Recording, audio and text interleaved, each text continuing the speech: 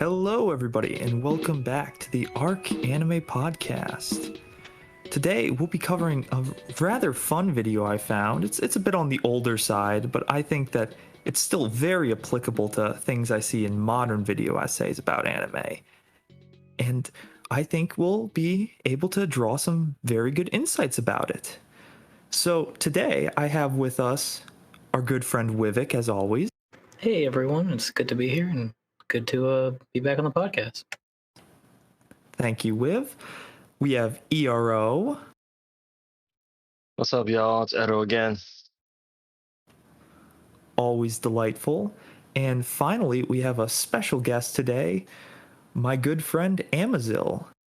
Hello! You stole my hello, you son of a bitch! Why did you steal this hello, Naira? That's my cadence. You can't fool me. I can do whatever I want. I am a proud anime character. That's racist. How many episodes have you done this? How many? 2. I don't know. Okay, so the video we're looking at is titled I Hated Erased. Here's what I learned. It's by a nice man named Goat Jesus. Interesting name, but No relation to Jesus Christ. Yeah, no relation. Is he related to Zesty Jesus, my favorite TF2 YouTuber?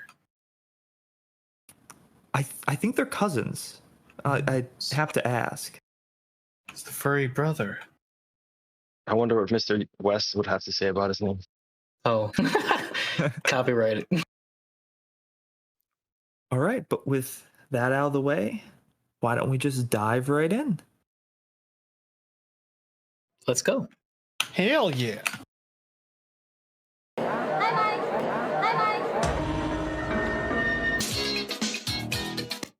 Okay, sorry, I totally forgot to say before we started the video. For those of you who are watching, there's going to be a bunch of times where Goat Jesus over here just splashes a shit ton of text for like 1 or 2 frames, and they're really hard to catch. We'll try and catch it if we can. If not, then there's a couple of ones that I've written out that we can read, but it's kind of hard and it's kind of annoying. But this is, I guess, an editing tactic he uses in this, though. Right, and also before we start, I just want to let you in the audience know, one of our hosts, Chris, who's been on the podcast pretty much on all episodes so far, has decided to withdraw from the podcast for, personal life reasons. He's got stuff he has to handle. Maybe he'll come back to guest host with us every now and then, but for the time being, he is gone. So just want to let you guys know, wish Chris luck as he's going out there trying to live his life and make the best of everything. So just want to let you guys know that before we move on ahead. In the meantime, you have to deal with this furry. Yeah, in the meantime, we have to deal with this furry and this furry's video we're watching as well. So, I mean, you make do with what you can. 2 furries for the price of 1. My God. Wait, Chris is he? Oh my gosh. Revelations, Wivik. Revelations. I'm learning so much I didn't know.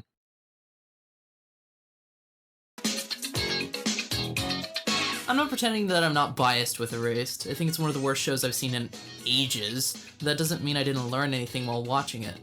Taking a gander at this colossal mess lent me some insight into my own work and what I don't like about other pieces of fiction. I have a strong belief that most things are subjective. You can come up with measurements, units, and criteria, but being 100% perfect is kind of difficult. Science is based on patterns, and until we can no longer predict using those methods, we have to regard it as truth. It's the closest thing we have to understanding things and should not be dismissed, but it doesn't mean that it's 100% rigid. Okay, so what he's doing right here, and I'm just going to point this out so we don't have him talking for, a minute, but he's basically establishing, this is all my opinion, so don't get mad about it, which is really implied in pretty much any video essay. It's implied to your opinion. You don't usually need to state that. However, it doesn't make your criticisms less valid and doesn't mean we can't criticize them for not having proper reasoning or just being like mischaracterizations of things that happen in the show. those are all still valid things we can do, even though it is your opinion. Yeah, absolutely. You would think that that would be that would go without saying, but it does seem like a lot of video essayists feel the need to put up that shield in order to deflect criticism, and I don't really know why, but I do know why, but because they want to deflect the criticism. But anyway. Well, usually they'll just have one text blurb in the beginning, so it's only like 1 second, so it doesn't waste your time. I prefer that. Yeah. Well, to touch on the, I guess the opposite of what you said, Naira, just because something is a subjective opinion doesn't mean that the critique is immediately worse because of that, right? Right. And Yeah. I think it's fundamental to understand is that just what Ira said, just because it's subjective doesn't mean it doesn't make objective claims.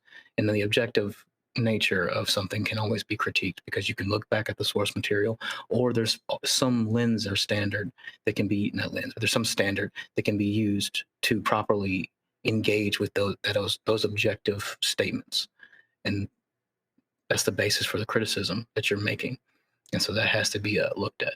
But he's about to say something about the nature of things being subjective in general, which kind of throws me off. But anyway, we'll get there. And it shouldn't be unquestioningly correct. In art, subjectivity is especially valuable to come to terms with. You can't measure what makes good writing and directing ever. If you Right. So, In no way whatsoever. so it's just like I guess I'm trying to understand. So we're allowed to use science for its ability to extract objective data and information based off its pattern recognition, like he said before. We're allowed to acknowledge those kinds of things and say that that's good, but like somehow people in general can't create some kind of standard of behavior to what extract a pattern of what that's seen as what I would say intersubjectively good or has an intersubjective level of quality as far as the basis of storytelling is concerned, writing and directing is concerned. Like science in relation to a standard puts forward particular sets of patterns and behaviors that allows us to accomplish the goal that we have in mind. That can't be done for storytelling. That can't be done for directing. Matter of fact, it is done for directing and it is done for storytelling. It's like the way I think about it, it's like we as human beings are like really deeply evolved to tell stories. Like we've been doing it for like as long as we've been around. So it's just like for you to kind of say that there's no particular defined path that is, I would say, that can be kind of extracted and even used in between people to kind of provide a general path for storytelling or a general way of storytelling that is what most people would consider to be good is kind of off to me. What do you guys think?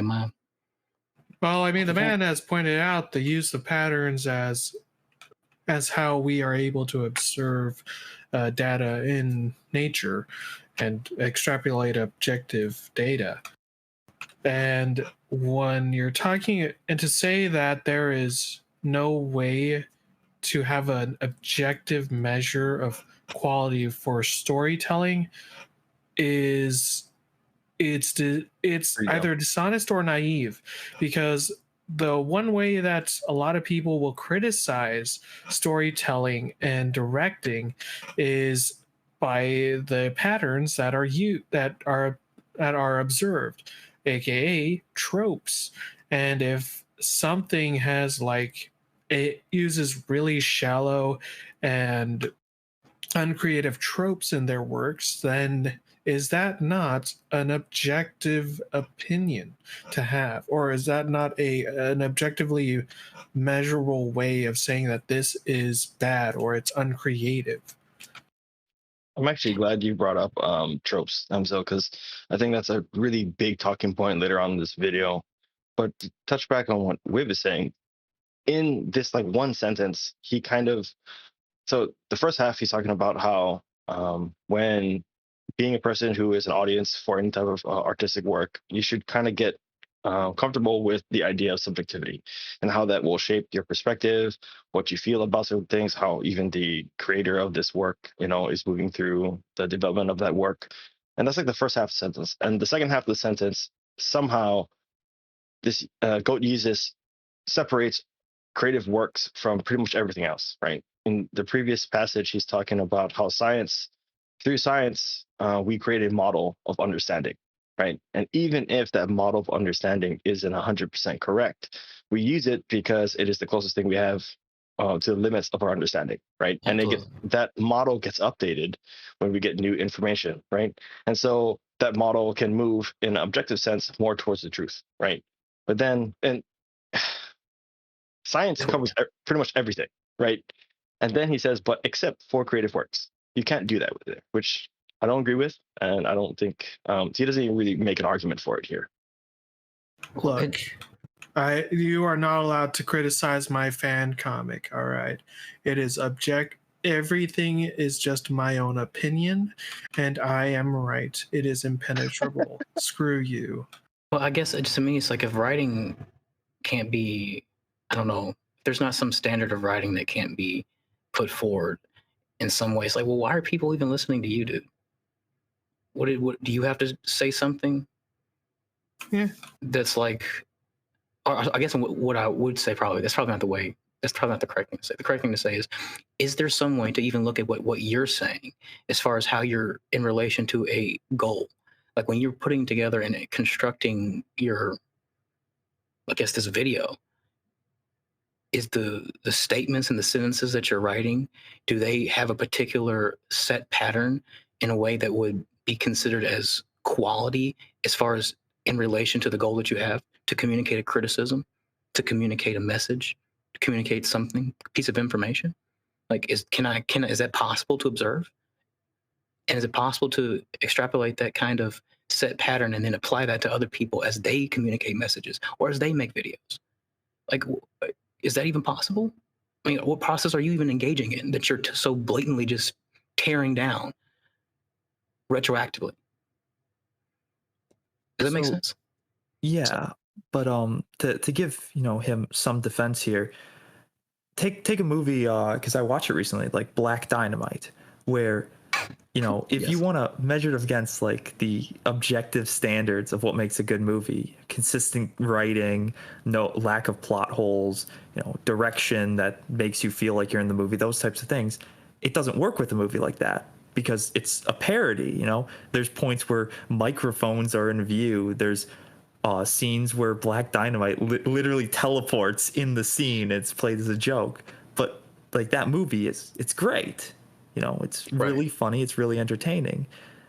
So would then you classify something like that's trying to go against the norms of storytelling and whatnot? Would you call that like a bad movie because of that? It all depends on intent, of course, in that sense. Right. It's intent. It's in relation to the standard and to the goal. And so like what people would kind of try to loosely classify are some kinds of like what Amazon pointed out are tropes, writing patterns, goals, or things like that are in relation to various kinds of story structures. And you could probably extrapolate us across the set of parodies, the kinds of things kinds of behaviors, the kinds of things that are successful in that kind of story. That doesn't mean that you should necessarily stay stringent to it. You should stay just locked within it. But it doesn't mean nonetheless that there's not some kind of intersubjective pattern that hasn't been established, I would say. Like, does that make sense? Yeah, that makes sense. Yeah. I was more of just trying to. Yeah, I appreciate that. No, yes. you should give us. Yeah, I appreciate that. But it's just like nonetheless, it's kind of weird. It's like I don't know. I guess maybe we're beating across the head too much on this one point, but it's just like, to me, it's like, if you're thinking about the nature of someone writing a story, and I'm trying to think of a story that mostly everyone would know, but I guess I'm just going to use a little anime story, since we're all weebs here. But if anyone's seen Not me. Get out of here. well, okay, sorry. What the fuck? Who let you in here? Anyway, so there's a story called ReZero, where the character Subaru is a normal guy who gets transported to another world. Okay, so the story very clearly establishes within the first establishing sequences that he's a pretty normal guy. He's just a guy in a tracksuit, pair of jogging pants, who gets thrust into this weird, fantastical setting where you have these fantasy creatures, and you have elves, and lizard people, and all these other kinds of weird things and stuff going on. And he seems like he's a normal guy for the most part, and he is a normal guy. He can't really do anything until the point to where he goes on in his life and he ends up getting stabbed, and his life resets. He ends up going back to where he first entered the world, and there's something that's established that's kind of supernatural about the character. That as the story goes on, that's the only thing you see about him. Anyway, I'm saying all that to say is that imagine that happens to Subaru. Okay, and he's living his life. He's a normal guy. He can't really do anything else other than apparently reset his life after he dies. And then all of a sudden, you're in the story, and then Subaru flies into the air, slams back down to the ground. He punches the ground, and he kills Satella the witch. And the story's over. He gets transported back to the human world, and the day is saved. Is that something that you guys want to see? Is that what we consider a good story? If all of a sudden this kind of mystery, this intrigue around this character who's been put into this kind of setting where he doesn't understand anything that's going around him, he doesn't quite know what's going on, and he's been put in this extremely abnormal situation where he does something that's incredibly atypical from what he's been established to do, and then he destroys a character that no one knows anything about, and somehow that solves the problem that he has, and the story's over now. Is there something about that we can say that is bad?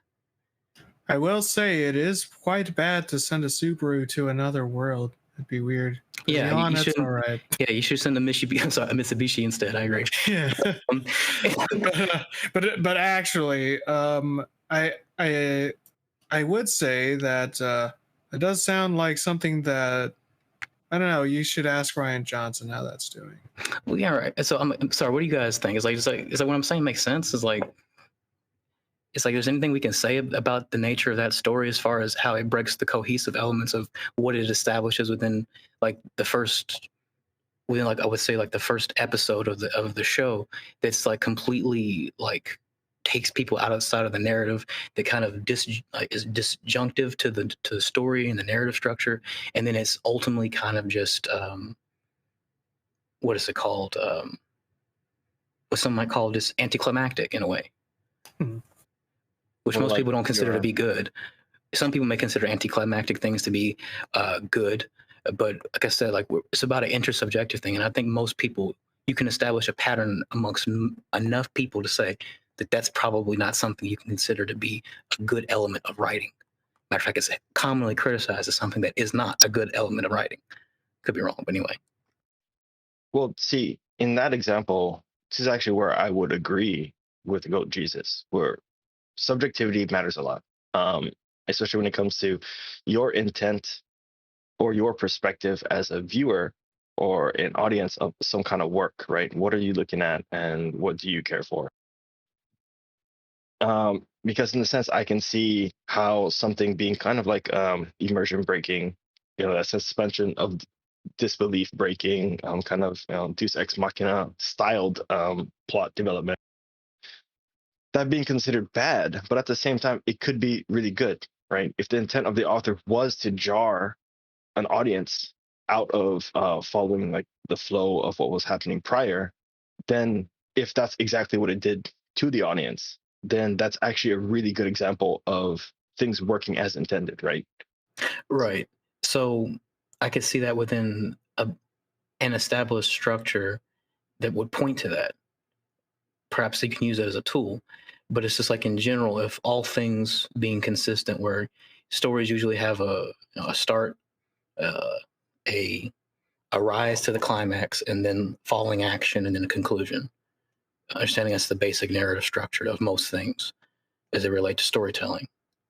It's like if something just cuts through the middle of that process and I guess causes what you would call, I guess, the climax, or the climax, but the the conclusion. So the conclusion to come before even the rising action can be established.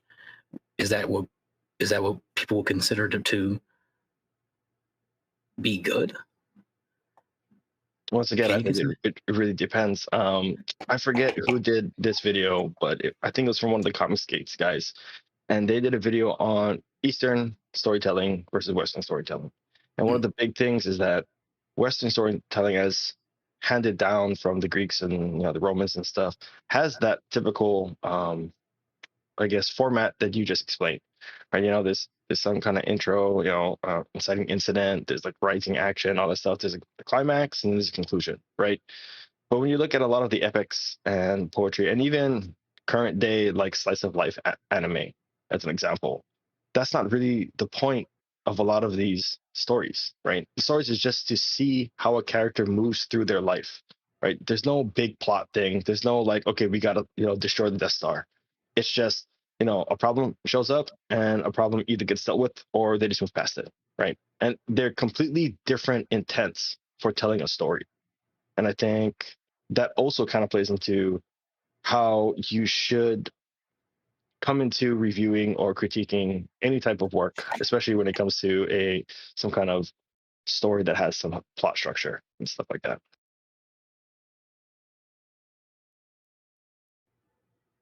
Hmm. Yeah, sorry to throw that in there too, but I I really believe in that kind of idea of your critique should be very subjective, right? But the metrics you use within that critique should be as objective as possible, Well, right? of course, that's fine. I guess the point I'm trying to like grab to is that like there's a basic amount of coherence that's necessary to tell a story, and if you violate that, are you fundamentally upsetting the nature of the story? Now, I agree with you. It's in relation to whatever goal you have, but I'm saying like I guess in the example that I'm trying to give, that doesn't seem to be the goal. You're not. You're just bypassing. You're bypassing a structured framework of communication in order to get to the climax. Is there some? I guess what I'm saying is there something about that, about the nature of that story, that we can compare with other stories that do not do that, or that perhaps even do similar things, and then say these stories were more interesting, were better accomplished a particular goal as far as relaying information, as far as creating an expansive, our quality product, something of quality. And I guess that's what I'm trying to point to. But again, I can acknowledge that using a particular kind of format or technique isn't necessarily bad. It does depend on the circumstance and situation in relation to the intent that you're trying to reach. But I guess yeah, guess maybe my example is too narrow. Maybe that's a better thing to say. Think about. Okay. Well, maybe trying here, I'm going to attempt to try and like hit kind of what I perceive as the base point of what you're trying to make, what you're trying to talk about, is that through other successful works, we can pull or extrapolate certain types of patterns, certain types of mechanics, techniques used by these writers, to, I guess, sorry, they've used certain types of mechanics and techniques and have created a work that is generally praised and seen as quality, right? And we can look at a whole bunch of different works, in literature, whatever, and maybe similar genres, and see what each of them did, and kind of generally pull out certain types of techniques that work, and frameworks and tropes of writing, right? And we can take that and use that as a metric against whatever new work that we are reading for the first time, or we're critiquing, right? I think that's kind of what you're talking about. But that literally goes against what our goat Jesus here just explained, because that whole system of creating a metric is very much in line with what he explained as science, STEM fields doing. But somehow, goat Jesus here says that you're not supposed to do that with artistic work. And I think that doesn't make sense, right? How are you, just from a creative standpoint, if there's no metric for me, someone who writes as a hobby, to measure myself against, how will I ever know how to develop my skill as a writer, to achieve a certain quality or a certain tone that I want to achieve, if there's no metrics I can create out of critiquing other literature works, or reading critiques from other people on literature works? If that makes sense. Right. Right. I agree with you. I guess you're supposed to just toss something at the wall until eventually something sticks. And I guess all great works will be 100% done by osmosis and inspiration. I don't know. But yeah, I agree with you. All right. Are we good to continue? Oh, that was good like 30 minutes ago. Yeah. All right. Well, he's about to say something about directing. I guess it kind of throws me off in too, but we don't have to stay on that long. So. You do? Will it be true for everyone? Doing sequence analysis videos of a scene doesn't really lend much insight into how one should direct, in my opinion, especially on a universal scale. I see it sort of like crafting a narrative, trying to imagine what the original director was thinking in regards to the scene in question. Doing this can help one garner insight into what they personally enjoy as a creator, but when someone sees it, unless trying to imagine what the original director was thinking in regards to the scene in question. I did want to just mention what he said about directing. Again, back to what we said about writing. It's just like, look, man, like there are tools that are established within the directing landscape, like wide establishing shots. Are there not things that people use to accomplish particular set goals? It's like, is it not usually known that having a wide establishing shot of a crowd of people, or of a setting, or of a place, kind of creates a sense of smallness from the perspective of a character? Or is there not something that we know about these particular directing techniques that helps communicate a message or a feeling within the audience?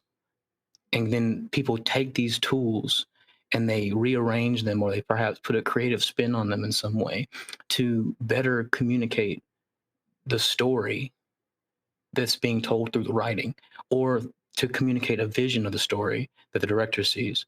And it's like, better communicate the director's vision of the story from the writing. Again, it's like, it's weird, man. Especially when you're in a visual medium like anime or movies or anything like that, would you not take the opportunity to use the medium to its fullest extent in pushing whatever narrative you want to push and set up how you want it to? Well, it's just being able to even say that there are some parts of that process that are more effective in doing that than others is the issue, right? Yeah. It's like saying that a movie is objectively better than a movie medium as a medium is better than a book medium. Right. Like they both have their pros and cons. Yeah. It's like for me, it's like, okay, so if I want to establish that a character is having an intimate moment, like some kind of personal, intimate struggle within themselves, or perhaps it's between two characters, and I want to focus on one character's emotional reaction. If I don't even have the camera on that person, am I communicating that? Can that even be said that I'm failing in some kind of directorial fashion to communicate that message that I may have an intent to create? And by so, am I establishing a standard of behavior that can be then measured and said that this is good and this is bad for trying to communicate particular kinds of directing, sorry, to yeah, try to communicate a particular message in the directing. Just sorry, maybe I'm. Does that make sense? Yeah, it's visual. It's literally visual storytelling. Right, right. Okay, well, sorry, maybe I'm just beating a dead horse. Sorry, I apologize. Just felt the need to bring that up. Well, I do want to point out that I think in general this video is very pedantic. There's a lot of things here that he just says because like they're almost all of it boils down to personal preference and like really nitpicky critiques, and we'll go over them later when they come up. But that's I think you drilling down hard on this with is illustrative of what he's actually doing, right? For Okay, you to react this way, but maybe I'm messing up. Sorry. Doing this can help one garner insight into what they personally enjoy as a creator, but when someone sees it, unless they are persuaded by the rhetoric provided by the person conducting the analysis, then it should not be taken as gospel for what good direction is. I don't even believe any creator when they say something about their own work, rather I believe in the work itself. And everyone reacts differently when exposed to a product. Other YouTubers thought Erased was a nail-biting thriller, while I was just laughing throughout the whole thing. Wait, So- you don't accept the artist's word about what their work is? Yeah, he basically just, that the death of the author Yeah, he's all saying the way that. from the beginning. You're not even gonna tease the idea that maybe the author intended something that you didn't get from just watching it. Yeah, I'm fine with him citing death of the author in general. Yeah. That's fine. I guess it's just, yeah, just the The already issues problem are is though that it just feels very, what's the word, pretentious. Like, oh, I know better than the artist. They may have been going for this, but all I saw was this, and I am better. Perhaps. And if they can't convey what they want to convey, and I don't get it, then it is clearly on them. Well, I mean Yeah. that may be the case. Sometimes it depends. That's kind of what Era was pointing to before about trying to increase your ability as a writer. Sometimes if you're not able to effectively communicate the message that you want, and that says like most people understand, like in communication, there's a speaker, there's a listener. There's a common language between the two of them. The point is like if the speaker fails to properly communicate something to the listener, most people kind of typically try to take that within themselves to try to figure out what am I doing wrong. Well, obviously in the interaction, there's a two-way street there between the speaker and the listener. Most people understand that like you've got to try to see if there's a better way that you can say something or you can communicate something. And that may be perfectly the case, is that if a writer tries to communicate a message or tries to communicate a particular emotion or atmosphere or some kind of ambiance or thing within the context of the story, they may not end up doing it. It's all within the actual details of the story itself, which I guess he may say it a little bit in a flippant kind of way, but it ultimately the story has to prove itself in that kind of way. The creative work has to stand on its own, and the writer adding any kind of some kind of post correction or some kind of post interpretation doesn't necessarily change what's within the work itself, if that makes sense. Well, like this is where I think that I've got a problem with this. Is he says disregards it outright. Nothing the author says matters versus the work. Well, there's symbolism is something that's in art a lot, like a lot, and typically you're not gonna get all the symbolism as the artists intended. That's just like how that works. Just symbols can be interpreted any number of ways. And so, in that regard, the author's input is necessary if they're like, well, this is what this symbol means, and this is what this one means. Then you are able to take that and you can go, well, maybe I disagree with that. Maybe I think it works better with this, with the context of the story. But still, there's a lot of those symbols that you're not going to be able to understand what the author meant without them telling you, because symbolism is, such a vague and broad idea. I can agree that and even your knowledge basis for these symbols may not even be up to par to properly interpret them when you present it. So I can agree with what you're saying. And for my own personal self, I'm just, we talked about this, I think, I don't know if it was on the last podcast, but or the time before that. But I think that you should have a bit of a compromise with the creator. You should listen to what the creator has to say about their work. And you should take it into consideration, make a compromise with them. But ultimately, I think at the end of the day, the creator's ability to communicate that in their work is what has to effectively communicate that in their work is what has to stand. I think that makes sense. I don't know if I can agree with you fully on that. Okay, go ahead. Just before I jump into that, I do want to say personally, I just think that Death of the Author is a pretty weak take most times, because if you just extrapolate that logic outwards to all parts of the work that you are critiquing or you're viewing, then you get into weird shit where it's like, well, you're taking words or the actual dialogue out of context, you're taking colors out of context, right? Like if I'm writing a story and I want to say that a man is wearing a business suit, and I write that, but you're saying Death of the Author, I don't care what your intent was in trying to describe that character, by saying, well, none of what I said. well, I know, but I'm just explaining that my personal views. I always, for the most part, I think Death of the Author is pretty weak in general. Mhm. But like, you're explaining this idea of skill, right? Of mastery of craft, in order to communicate fully, or to at least hit some certain threshold to communicate the intent to the audience, right? Right. I think I agree with that somewhat, but I think that there is a limit to how much you should expect of a creator to try and meet that standard, right? You cannot put all of the onus on the creator to do that, especially nowadays when what we're literally watching right now is a Western viewer critiquing a Japanese creator, right? Maybe there are things that are understood in Japan in his writing that someone who's from America just doesn't understand. Like, he doesn't think to put that into his story, right? Because it's understood. It's it's a well-known fact. Mhm. I think this comes up later on with when he talks about like cops and stuff.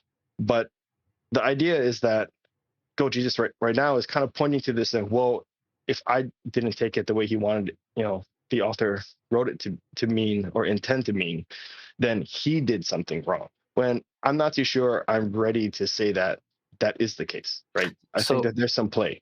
So of course, I'm not saying that I'm kind of, I guess I'm thinking of a neutral landscape in this kind of fashion, where you're not kind of crossing a cultural divide, where you're kind of still within a similar, you're dealing with people who are on a somewhat similar basis of interaction. But especially in a situation like this is where the part of what I said about communication being a two-part issue is important, because in that situation you described, it actually would fall on the listener, because the listener there is actually ignorant of particular social cultural norms, particular ways of particular, you might so call symbolism that's maybe unique to Japan, or some kind of information that's kind of encoded within Japan's cultural landscape that the writer who sought to communicate to a Japanese audience isn't concerned about whether or not a Western audience is trying to necessarily engage with. And so the point is, like, it does have a bit of a bit of give on it, and I guess to that degree, my statement could require some little amendments to it. But in general, I'm thinking of the idea, and also to talk to what you said before about an author trying to describe people within the story. I mean, obviously, what I'm concerned about is what's within the nature of the story. Like, if you describe someone as, I don't know, a man in a yellow business suit, if that's within the context of the story, if someone wants to take that and say, no, that man is actually in a red business suit, then obviously they're doing too much. Obviously, I would say that there is some threshold there that the individual who's actually partaking in the work is not even willing to abide by what's actually there within the work itself. So it's just like, I'm talking about using the details of the work and the work standing on itself as far as how it communicates things in a way. Like if I'm reading a story, this, like I think the example that I gave the last time is that if I say that I want to write a story about saving puppies or something like that, or what it means, or yeah, a story that's about saving puppies, but then I write a story that takes place in a post-apocalyptic wasteland in which when there's no dogs or puppies in the story at all, and then I have some characters, I don't know, so they go to a pond and drink water, and then the story ends, right? So it's just like, well, did that story do any of those things? And then for me to try to say to somebody else that well, you should take my input. This is what the story is about. It's about saving puppies. Is that reasonable? No, obviously not. Because based off of the elements of the story that are being put forward, based off of the actual material within the story, you're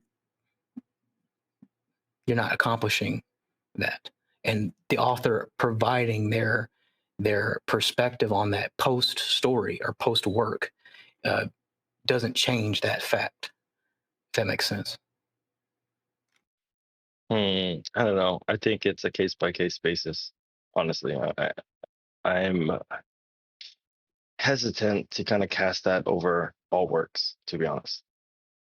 Like I said, I think my statement probably does need a couple of amendments to it to kind of account for what you're talking about as far as a social cultural divide there, and even potentially who the author is trying to write his story to. If this author isn't writing the story to you, and there's something he's expecting, some kind of encoded knowledge he's expecting you to have, then when engaging with the story, then that's it's kind of, it falls on you as a listener in that area. That's kind of a shortcoming of you. But like I said, assuming that all things are neutral and all things are on a similar landscape, that you all are, you know who you're writing to. You're writing to the same audience who the listener is a part of, and you're both engaging in this work. And then you create a work, like you saying something post work. I don't know how much that's supposed to affect first of all, what's actually in the work itself, but two, is how is it supposed to affect the way that I see the work, right? I think Jeff, the author, has a strong criticism, has a strong point in that regard. First of all, you can't control whether or not people are going to do Death of the Author. It exists. It's going to happen. But also in general, I do think that it does have to stand on its own as a creative work. But sorry, I guess I'm repeating myself at this point, if that makes sense. Yeah. I think we can move ahead a little bit. Yeah. Yeah, sorry. What is the authority, and what is the audience's reaction to that authority? The writing of the YouTube author lends itself to scrutiny. Not everyone will agree with me on everything I say, and I'm perfectly fine with that. Use this video and take from it what you will. I want people to be persuaded, but I want you, yes, you the viewer, to think for yourself. Don't take everything I say as truth unless you think it's true for you. I'm going to be talking about a couple of things I loathed about the show Boku Dake ga Inaimachi, and what I learned about myself and what I like and dislike as an author and director. If you learn vicariously through this video, that's great. If you don't, oh well. Now that that's out of the way, let's see what we can learn.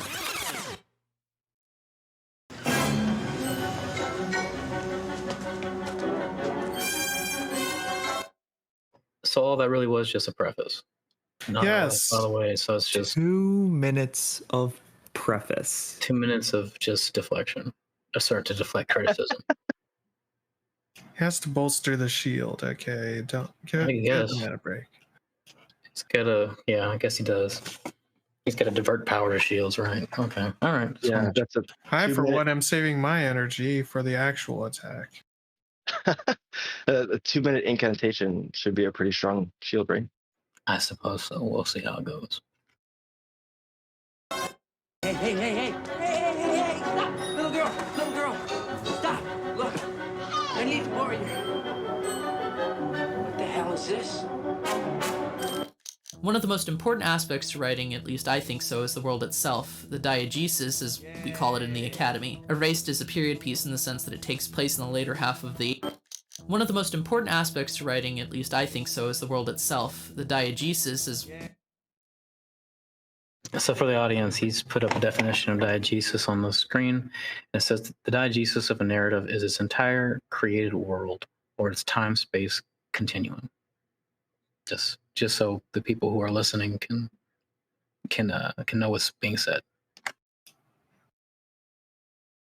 We call it in the academy. Erased is a period piece in the sense that it takes place in the later half of the 80s. So it's a period piece just because it takes place in that time. But I just want to put this out there now. He's about to go over why it's not a period piece.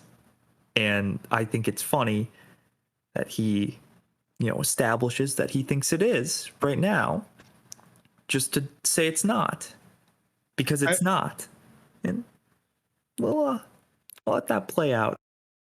I'd also like to point out that I love how he established that he's using a fucking stupid fancy word to say the fucking established world and universe of a story.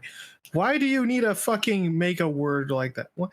We get it, sir. We get it. You're smart. Get out of here.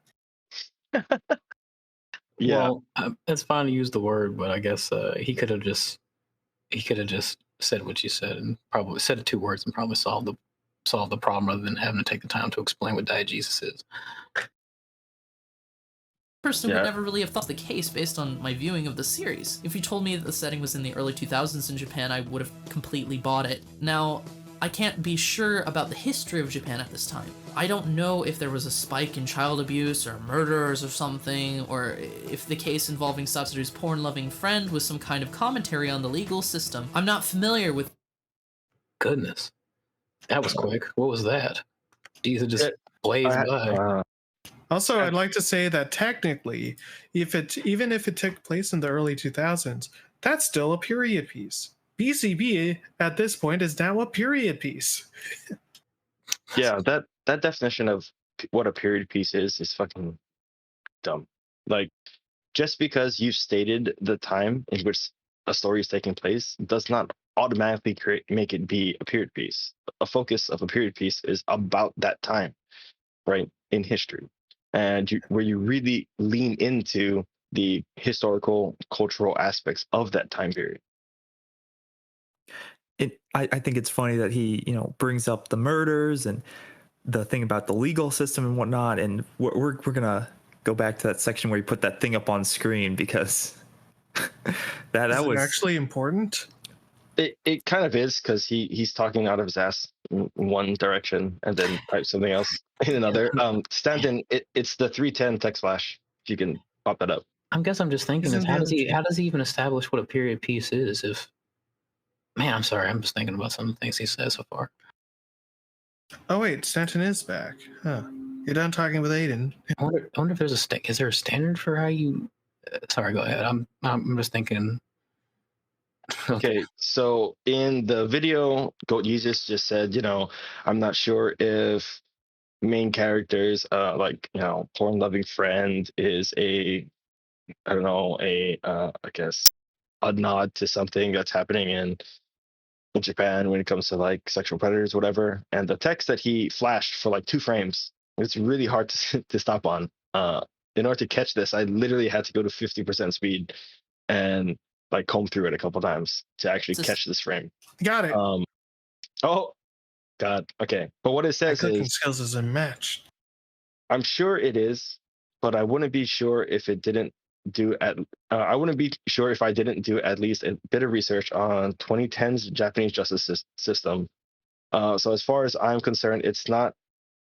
Oh, there you go. Expounded upon enough for me to give a shit.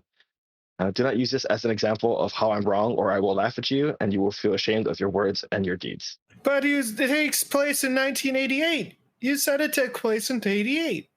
Why are you looking at 2010s? So that's actually the funny thing here. He's putting this up. You can't make a criticism and then immediately say, well, I don't know if this is true, but I'm still going to consider it a criticism. And joke's on you if you dare criticize me. It's real weak, man. Just go ahead and stand behind what you got to say, dude. Just no balls. No balls. I guess.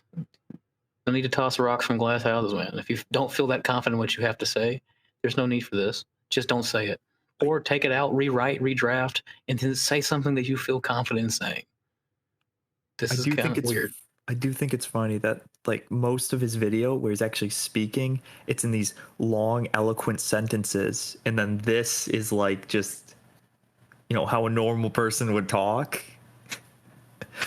I think that there's some Jesus, okay? Yeah, Jesus. I'm there's sure some comedy there. Yeah, there's some kind of nature of sometimes with video essayists when they try to take on a bit of a voice or personality that's not really theirs. They talk like people who don't really talk. But I don't know. I guess it depends on the person there. Sometimes maybe they're trying to create some kind of academic argument. It doesn't change the funny way that they talk. I agree with that. It's kind of weird. I don't know why they do that sometimes. All right. Let's keep going. I'm not familiar with the history here, so this isn't exactly a mark against the show, but it did get me thinking about a couple of other things. Does anime usually consider the setting which it is placed in? Certainly a dystopian narrative does, Psycho Pass being one such example. Though in that series, it never struck me as being 100% legitimate and believable. There were always things that tore me out of the world, small details, like the use of virtual reality. A primary example I could think of was regards to a certain villain in the show not being questioned in the virtual world. He was restrained and captured, but instead of being... So... Is that what you mean? That's just wrong. That's just like... Before I explain how the setting thing just doesn't make sense. In Psycho Pass, the scene he's specifically talking about happens like all instantaneously. So, light spoilers, but the show is almost 10 years old. Like, Don't spoil it. I haven't seen it yet. Good.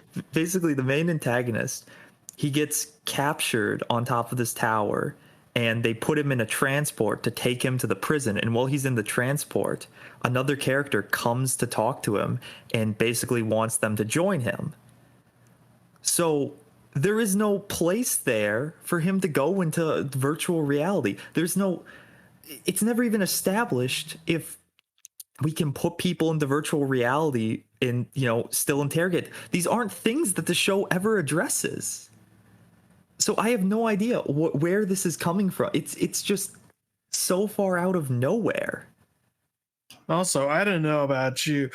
I don't know of any anime that addresses its setting or uses it to its advantage. Like, I don't know, fucking Naruto's Edo era, fucking Japan, or anyone. I don't know. Who uses setting? It's just the world. It's just a time. Well, I also think it's funny what he says takes him out of the setting. Let's say the example he gave was accurate. That wouldn't take you. Why would that take you out of the setting? Wouldn't that just be a plot hole, or like a contrivance that they didn't do something? What does that have to do with setting? Well, I can acknowledge some plot holes and some contrivances are worse than others, obviously, and some might cause a bigger degree of disjunction within some people than others. That is ultimately subjective. It's just about the nature of that particular instance and how much it actually affects the story. How you respond to that can't be controlled, but whether or not it's actually maybe as destructive or as much of an issue as he's claiming it to be, that's a different conversation. And as what you just pointed out, maybe it's this. I mean, like I said, I haven't. It's been a long time since I've seen Psychopath, so I'm not even really too fresh on what he's talking about. But I'm happy to defer to your judgment. But it's just, yeah, it's a bit weird. Is this what you meant, Arrow, by him being pedantic? Oh, it gets a little worse. He's going to explain about a couple other instances of setting usage, but I did want to touch upon the fact that erase does lead into its setting a lot. It paints a lot of context for most of the story and what's happening, especially because it takes place in late 80s Japan. And I'll get to that in a bit, but we can let this play. Safe and doing investigation and proposals within a restricted virtual environment, the villain was able to converse with the law enforcement, so to speak, in person and unrestrained, leading to an escape that prolonged the plot for a couple more episodes. It's as if the setting forgot everything it was. I just want to say he was not unrestrained. He was tied down, like strapped down. Just throw that out there.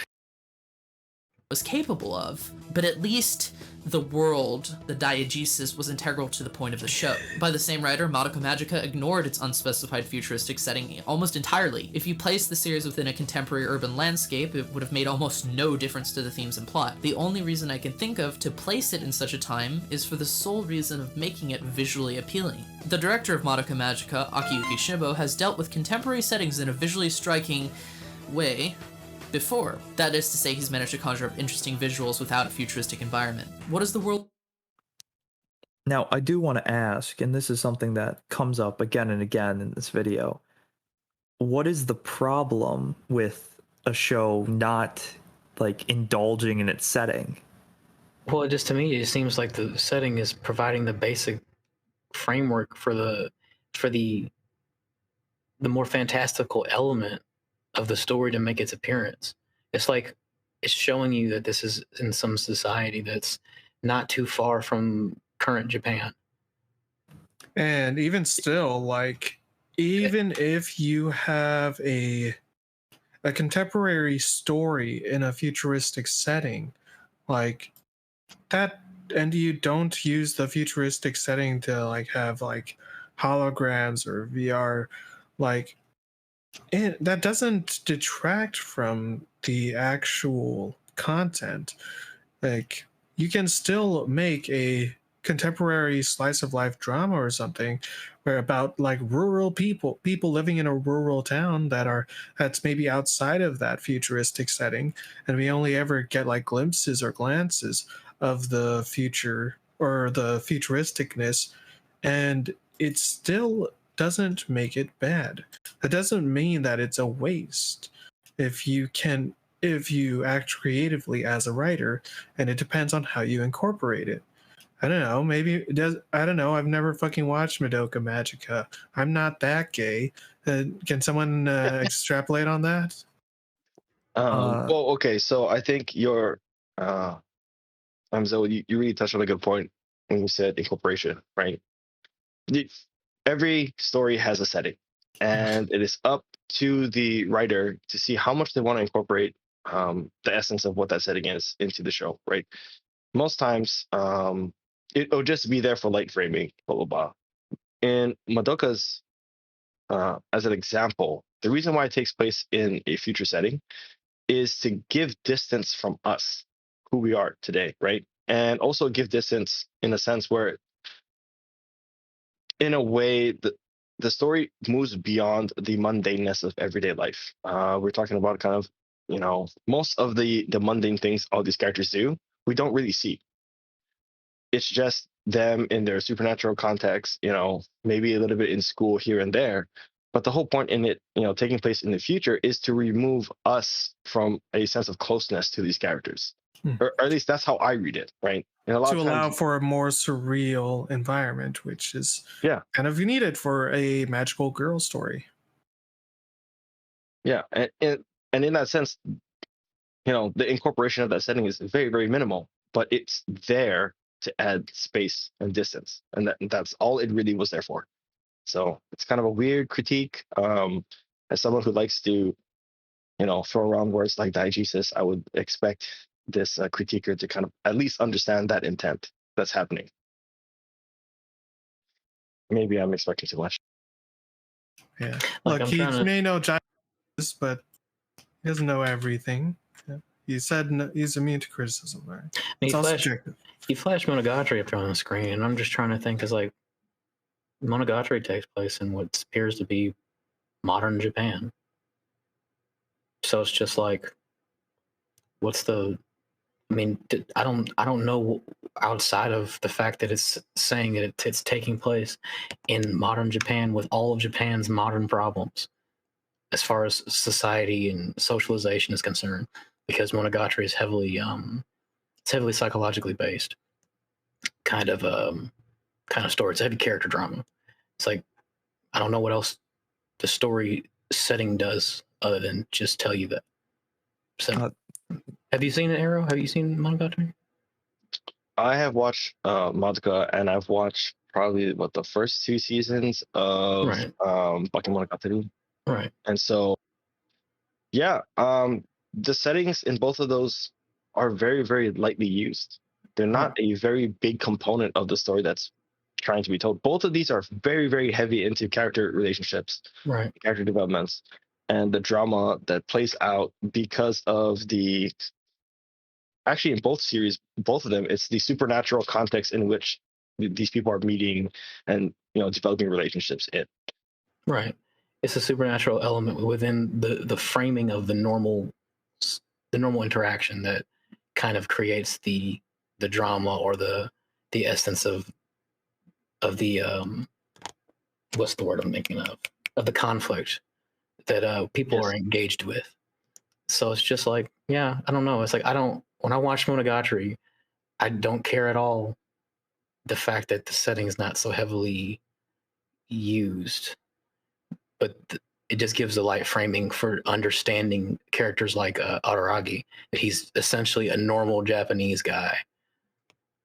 Or outside of the ways in which he's not normal, but just he's pretty much your average loner in Japanese society. But yeah, it gives the framing of he's a high school student, right? Right. How he meets certain people are through school activities, and that's the framework. That's all that really matters. Right. I would say, at least from what I've watched. I know the Bakemonogatari series has, like, I don't know, 15 different fucking seasons or whatever. It's like this is like 7 or 8 so far. Anyway, maybe 10. I think like 10 so far. So yeah, hey man, it's good stuff. We can keep going for as long as we need to. But anyway, yeah. Sorry. Yeah, I've made my point. I'm ready to move on if you guys are. All right, let's do it. World say in regards to Madoka Magica? Really? Not much. On the flip side, Hayao Miyazaki's fantastic film The Wind Rises manages to capture its setting brilliantly. Motifs from the era can be found all over the place. Profuse cigarettes, trains, developing cities, and the anxiety found in Japan on the cusp of World War II weave themselves into questions of art. Is the protagonist Jiro right in building war machines, even if it's the only way to follow his passion? The setting is integral to the story and characters, even if it is a biopic. Conducting a thought experiment, let's take Jiro and smack him right in the Heisei period. You'd have yourself a most unexcellent version of The Wind Rises. Too much peace, not enough conflict. Propelling back to Erased, what... So yeah, I think... That seems so... sorry, go ahead. I mean, that's basically what we were explaining earlier, right? It's how integral is the setting to the story you are developing. Right. The way, I mean, it just seems like his... maybe I'm wrong to think it's just the way he described that. I can see what he's talking about, but I could say the same thing for a character drama that is as deep as Monogatari is, where the framing of Japanese society creates the kind of psychological institutions or barriers that a lot of these characters are facing as they interact with one another and as they engage with these supernatural elements. In that way, you could say the setting is deeply integral to the characters because they're Japanese people and they have to deal with Japanese. There are a lot of problems that seem to be common in different ways in Japanese society. So it's like, I guess, man. Also, can I just point out that he just compared Madoka to Miyazaki? Yeah, I guess you're right. It's just about integration, so I'm just thinking about it. Go ahead. I'm pretty sure Miyazaki, when he said anime was a mistake, was thinking about anime like Madoka. So there's that. But I don't understand how he just lost the plot in that sense. He's saying, "Hey, look, there's this one show that uses the setting very well. Develops the setting so we understand it better. In a show in which the setting fucking matters, it Yeah. expressly matters, right? And then you know tries to compare that to a show in which the setting barely does anything with the story, and says, look, obviously this anime that didn't use its setting is shittier, objectively shittier. Which how? Yeah, that's the big thing here is he doesn't explain why not using your setting is a bad thing. Like what makes this a negative? Yeah, and on top of that, like in Madoka, they're teenagers, right? Like, sure, Yes. they may be trying to save the world or whatever, but like in the Miyazaki example, that's an adult who I presume he said these makes war machines, which meaning, I mean, I don't know about you, but an adult who is working for creating weapons of war is definitely gonna have a bigger connection or impact on the Diogenes, whatever, is Hi, than Jesus. a group of fucking teenagers. All right, I don't know. So Like they're have you more guys seen closely that? entwined with what's going on in the real world. So of course, that's going to be more. The setting is going to have to play a bigger role because they are affecting the world. Well, I guess it's just like I don't know. It's weird because like, isn't it Madoka take place in the backdrop where all these weird, fantastical interactions are the background setting within the setting itself, and that's the setting that actually is of importance because that's the setting that the girls are are more commonly interacting with. So I mean, Yeah. so it's just like, what setting is important to you? It seems like Yeah. the story gives a setting that the characters are interacting with, but it's the setting that lays behind the veil that's of more importance than the setting that that you're looking to be of importance. And that's just weird. I don't know why why does the society in which the main supernatural element of the story doesn't take place more important than the supernatural setting that lays behind the framework and veil of that normal society more Is, important? is he trying to say that the foundation is more important than the building? I, I mean, Well, to me, it's just the same foundation. To me, they're both parts of the same foundation. It's just like the author or the story is more concerned with one part of that foundation than the part of the foundation he thinks should have prominence. I mean, am I wrong with that? It's been a while since I've seen Madoka, so maybe I might be off. But does that sound so correct? no, that sounds correct. I would actually to make a more artistic argument that I'm sure someone like this would love is that you've got the normal setting, the futuristic one he says is underutilized, which is super sterile and plain. It's Right, very right. normal. And then when they, do their magical girl stuff, when they're fighting the witches, they go into these fantastical settings where the animation and the color and the world is warped and whatnot. It's almost like it could be symbolic of them going from their plain, ordinary lives into these fantastical worlds. So if Right. you want to look at it like that, they're using the settings heavily, to create this dichotomy. Yeah, it's those parallel or pocket dimensions that they enter, right? Right. Um, and but that, like Naira said, with that, and you said with that is a setting too. You know? Yeah, it's just not the setting that he wants to focus on, which I don't know why that other setting is intrinsically should be focused on more than the one that the story is actually geared towards talking about. Right. Like, so I haven't seen that Miyazaki film in a really long time, and I've watched it once. But if I remember correctly, the story is about a guy who wants to build planes, and he is he's growing up in a time before World War II, and the only real avenue he has available to him for actually working on engineering and constructing airplanes is if he starts working with the companies that are building like airplanes for war, right? And just from that premise, dude, of course, the setting is going to be important, right? Yeah, that's what I said. I don't know. This is such a dumb argument from this Jesus. All right. Anyone got anything else to say on this, or? No, I'm good. What makes the setting important to its themes? Are themes birthed from the time that it takes place in?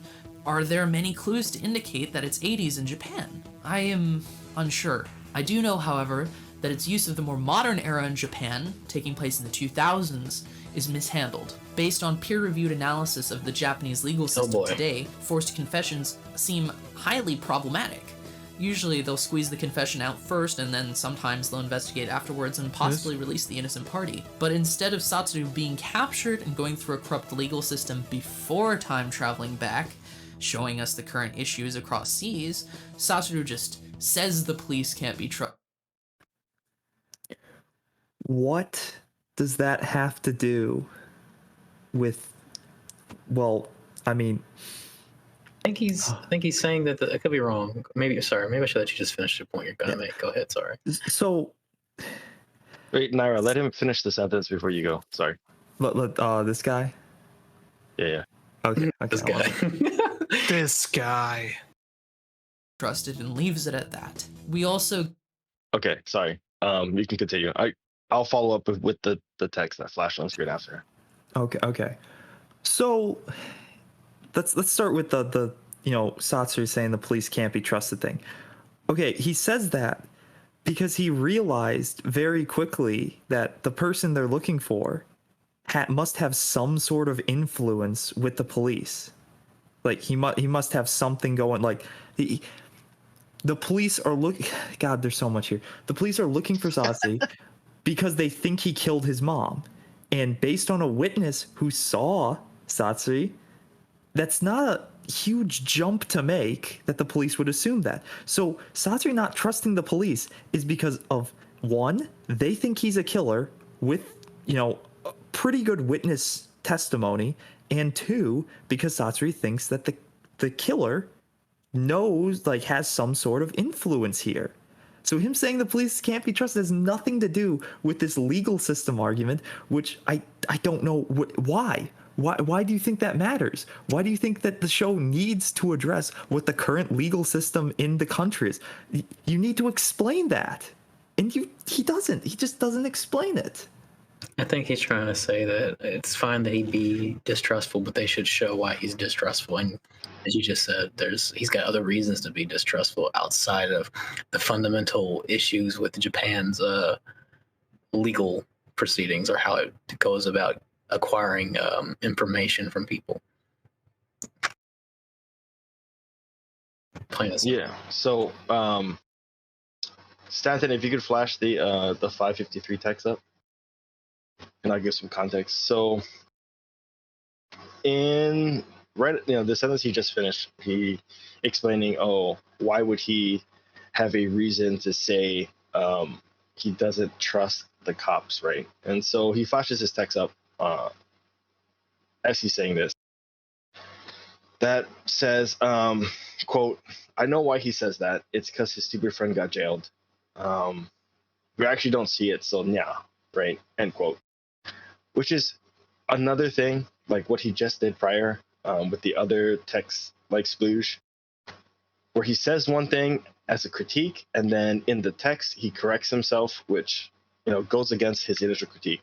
So why is he not holding that up? See, now this seems dishonest. At this point, it seems dishonest because it's just like, well, if you know that contradicts what you just said about why he's suspicious of the police, potentially, or you think that it's a criticism of your critique, then why are you just flashing that up on screen in such a quick way into which you don't think people will slow down and go back and see what you have to say? That's what are you doing? Well, seems a little weird, homie. Seems a little. What you trying to do?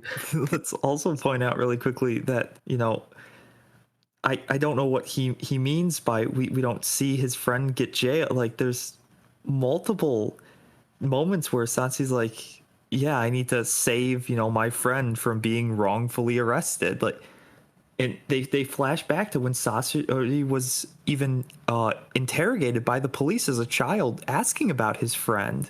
Like this isn't something that we don't see or isn't like strongly alluded to. It's just because we don't see the actual like his friend being arrested and we don't see the full trial doesn't mean we don't know this, and it's not very clearly established that Sasori knows this.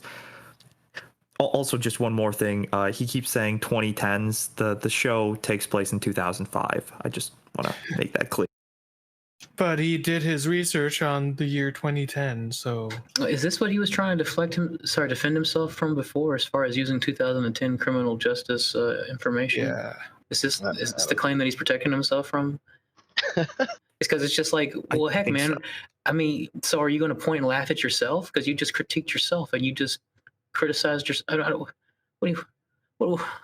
What? I don't know. Maybe I. Okay. Maybe I'm. Okay. I'm just gonna be quiet. So to I guess touch on this whole thing again a little bit more, even if I can agree, maybe they didn't, or we'll take his word that they didn't I guess show his friend getting jailed, or that he doesn't have like contextual reasons not to trust the police who are arresting him at that time. There's a cultural feeling and idea that that kind of shit happen all the time. The getting a confession out of people and then figuring out, or making up evidence to support that confession. So much so that I remember watching like black and white films from Japan from like the 60s or a little bit prior, where they have cops doing this exact thing. This is a well-known like cultural trope when it comes to like cops, and not just in fiction. A lot of people think about this the same way, like real life people. This is something that the Japanese audience would be like very they would understand very well. The sentiment that the MC is giving off right here is that he's going to get taken to an interrogation room and they're going to force him to admit to doing something that he didn't do, right? And so kind of touching back on what I talked about earlier, with a sense of this is something that a Japanese writer writing for a Japanese audience probably wouldn't have to explain in explicit detail for them to pick up on what he's addressing here.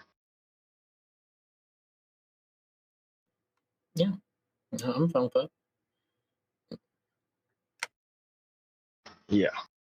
It's a bit weird, but I guess even outside of that, if what Naira said is true about the story, it seems like he has his own personal history with the cops that the story shows directly within its frame.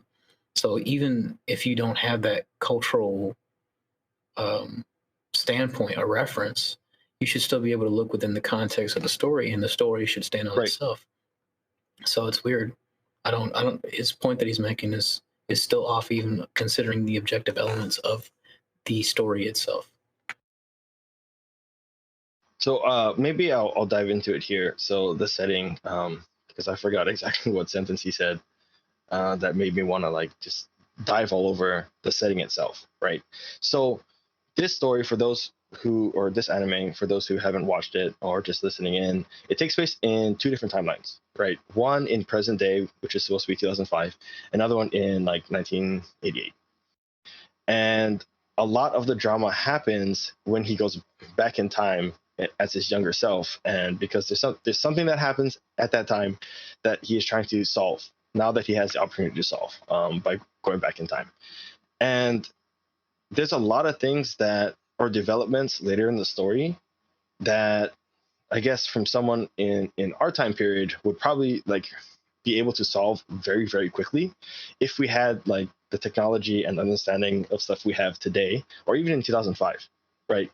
But this takes place in the late 80s in Japan. So just to paint some context of what's happening in Japan at this moment, this is smack dab right before the bubble economy in Japan like crashes, right? Japan has amazing economic growth. People are projecting it to make more than America does in a few years, and that kind of shit. Like all this is going on. It's a lot of uh this is where City Pop comes out. This is when the fucking NES console gets released. You know, um, Japan Save me. Japan is one of the premier exporters of like electronic type of like parts and manufacturing, all this kind of stuff. And like what we touched back on, I think was the last episode, when it comes to Japan culturally, when it comes to like abuse and like laws like that protect children, this is very, very much either way before that or a time when this was just kind of starting to like come into like broader consciousness, right? Like just in America, the whole like stranger danger PSAs came out in like the mid 70s, right? So Mm. it's not that long ago, right? Like America's Most Wanted, the TV show where they I think it used to be on Fox, where they used to show all the people. Like that whole story was started because of a child abduction, right? That only started airing in '88 in America, right? It like Amber Alerts for like children who have been abducted didn't come out until like '98, right? So like all of these types of things, like that goes into this story. You have to understand the historical context of not just the world but also Japan at that time. Every kid back then was a latchkey kid. The kids are just free range in a sense. Go home, whatever. Like the fear of having these strangers just kidnap you wasn't as widespread as it was like when I was growing up, which was the Yeah, 2000s and stuff like that. So more cultural trust. yeah, exactly. There's a different understanding. Like no one had cell phones back then, right? Right. And cell phones were hella expensive. They're huge fucking bricks. Right. Not everyone had access to a camera or a video recorder, right? Those things were still multiples of like hundreds, like $500, $600 back then, right? A video camera was probably $1,000 back then.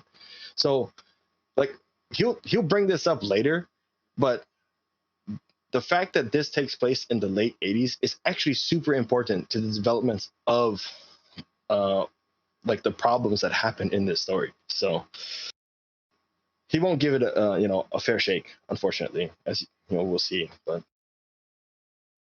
I guess we can continue. Right. We also get some nonsense about a divorce happening through legal accusations of stealing a chocolate bar, but this is so far removed from reality in my mind, it was hard to even consider this remotely profound. I would never have gained any insight into how crime operates in Japan based on the show alone. For that, it's a missed opportunity. I don't know. I don't know what the show is. Are you supposed to learn how the law works in Japan from this anime? I would say no, but like that So- last statement wasn't a definitive like this is a problem. He was just saying it was a missed opportunity. So Are you trying to look for that in your anime? I don't apparently, know. yes. Just are I mean, weird. I just want to be clear. So if there's not any understanding, so he said a divorce happens as a result of, like I said, I haven't seen this, so I'm trying to put it together right now because I haven't seen the show. Naira just watched it recently, right? Right. Yep. Okay. Can you explain that? Because I totally forget the context of it as well. Yeah, some candy bar being relevant to a divorce or some, I guess, issue. We'll go ahead. So we can back it up if we need to, so we can hear what he had to say. But Okay. So first, not having insight about crime in Japan and this being out of the realm of like saying it's out of the realm of reality is instantly absurd. So Japan is very strict on crimes, just like in general, right? They're also very strict, like culturally.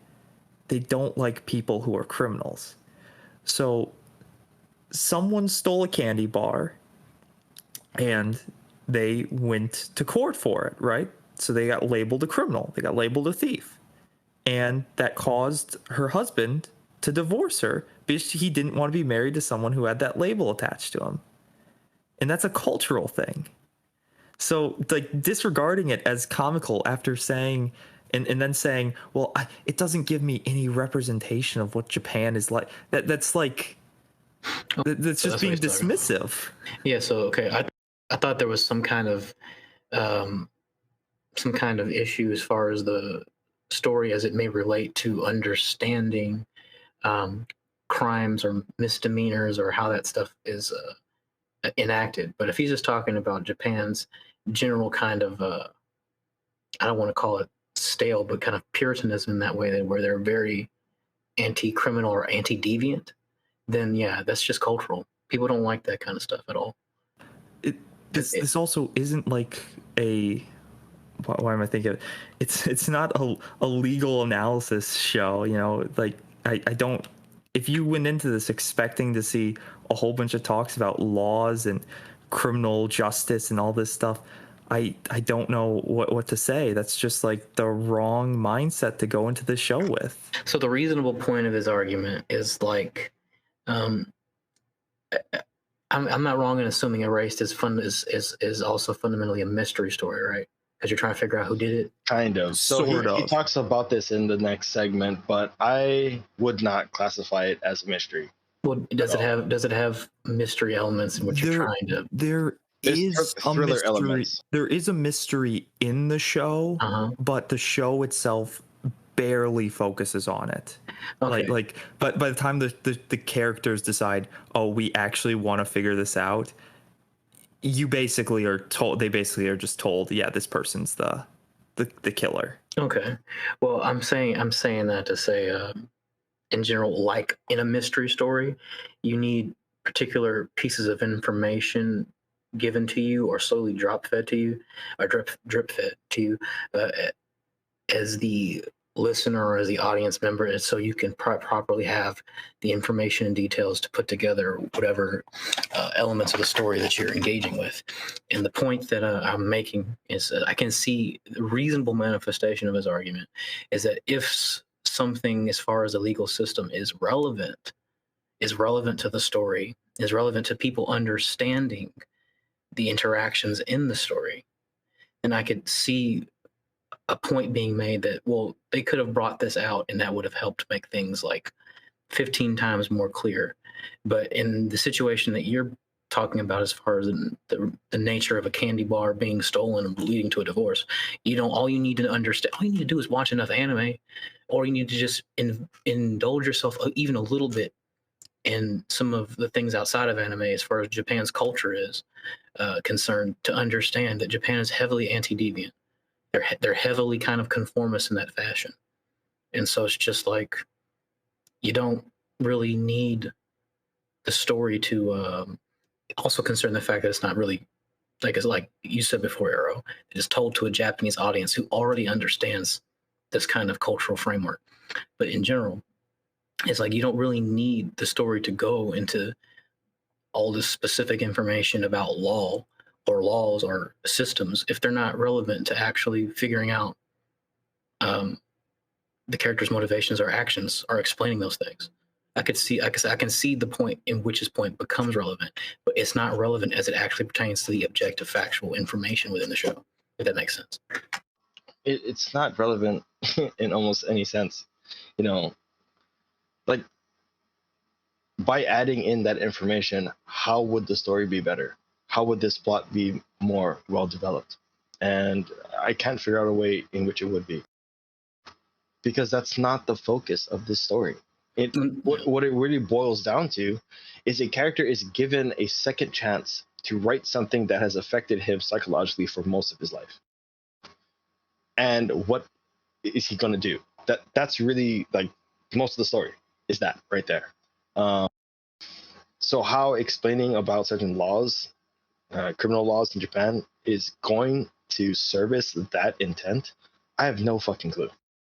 Right. And I want to be clear that I'm not talking about from a race standpoint of the story. That's why I brought up a mystery element, in particular in other mystery stories, like if forensic evidence and how that may be processed is important to maybe how a detective gets information from a lab or something like that, as relates to the broader mystery of a story. Is just an example.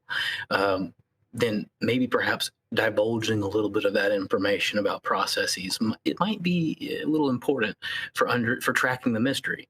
But for a story like this, that doesn't seem to be the case, especially not at all within the context of the criticisms he's making.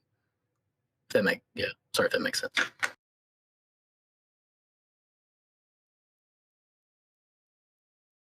Everyone see what I'm saying? Like, I just, trying to see where I'm coming from is confused or weird or anything like that.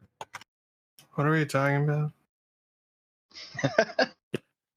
No, that all made sense. Now, before we move on to the next section, you guys want to read off his quick recap of this section? I can do it. I want something to do. Go for it.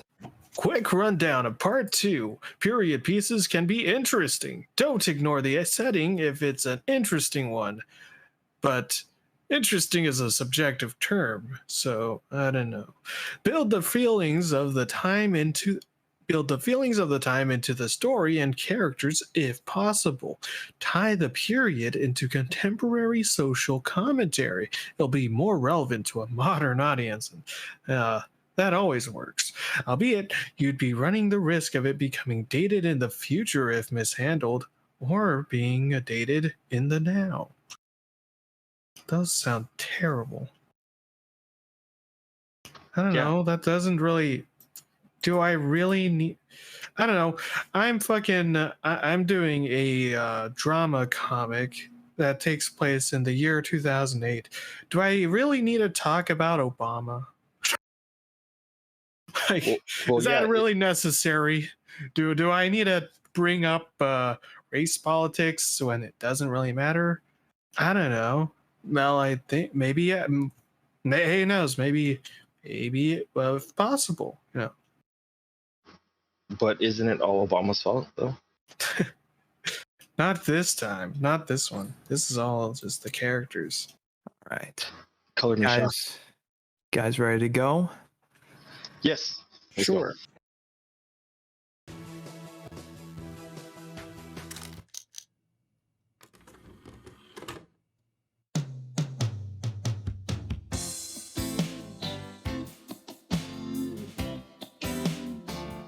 A genre is a method of categorizing fiction, usually through observing commonalities. It's that whole measurements and criteria thing again. The American Film Institute defines 10 classic genres. Wait a second, I know. The mystery genre. MAL. I wanted to pause, you son of a bitch. What's up, Amaziel? That song, that's Pina Colada's song. What the Yes, it is. I just want to point that out. What the fuck? It's a nice homey vibe. I mean, I was digging it. Yeah, I do, but it's also kind of it caught my ear. It's kind of distracting. Was that it? Yes, that was it. No, this guy's that out, man. okay? I'm not going to let that go. If you play the Pina Colada song, I'm not going to let it go. Not until you say pina coladas and getting caught in the rain. Is that do you have to get that release? No. I'll do it for you, Amazon. If you love pina coladas and getting caught in the rain, Someone mute this man. Okay. I'm sorry. I was tired of my lady. Okay. I'm not actually trying. That's enough singing, guys. Come on. You can't stop me.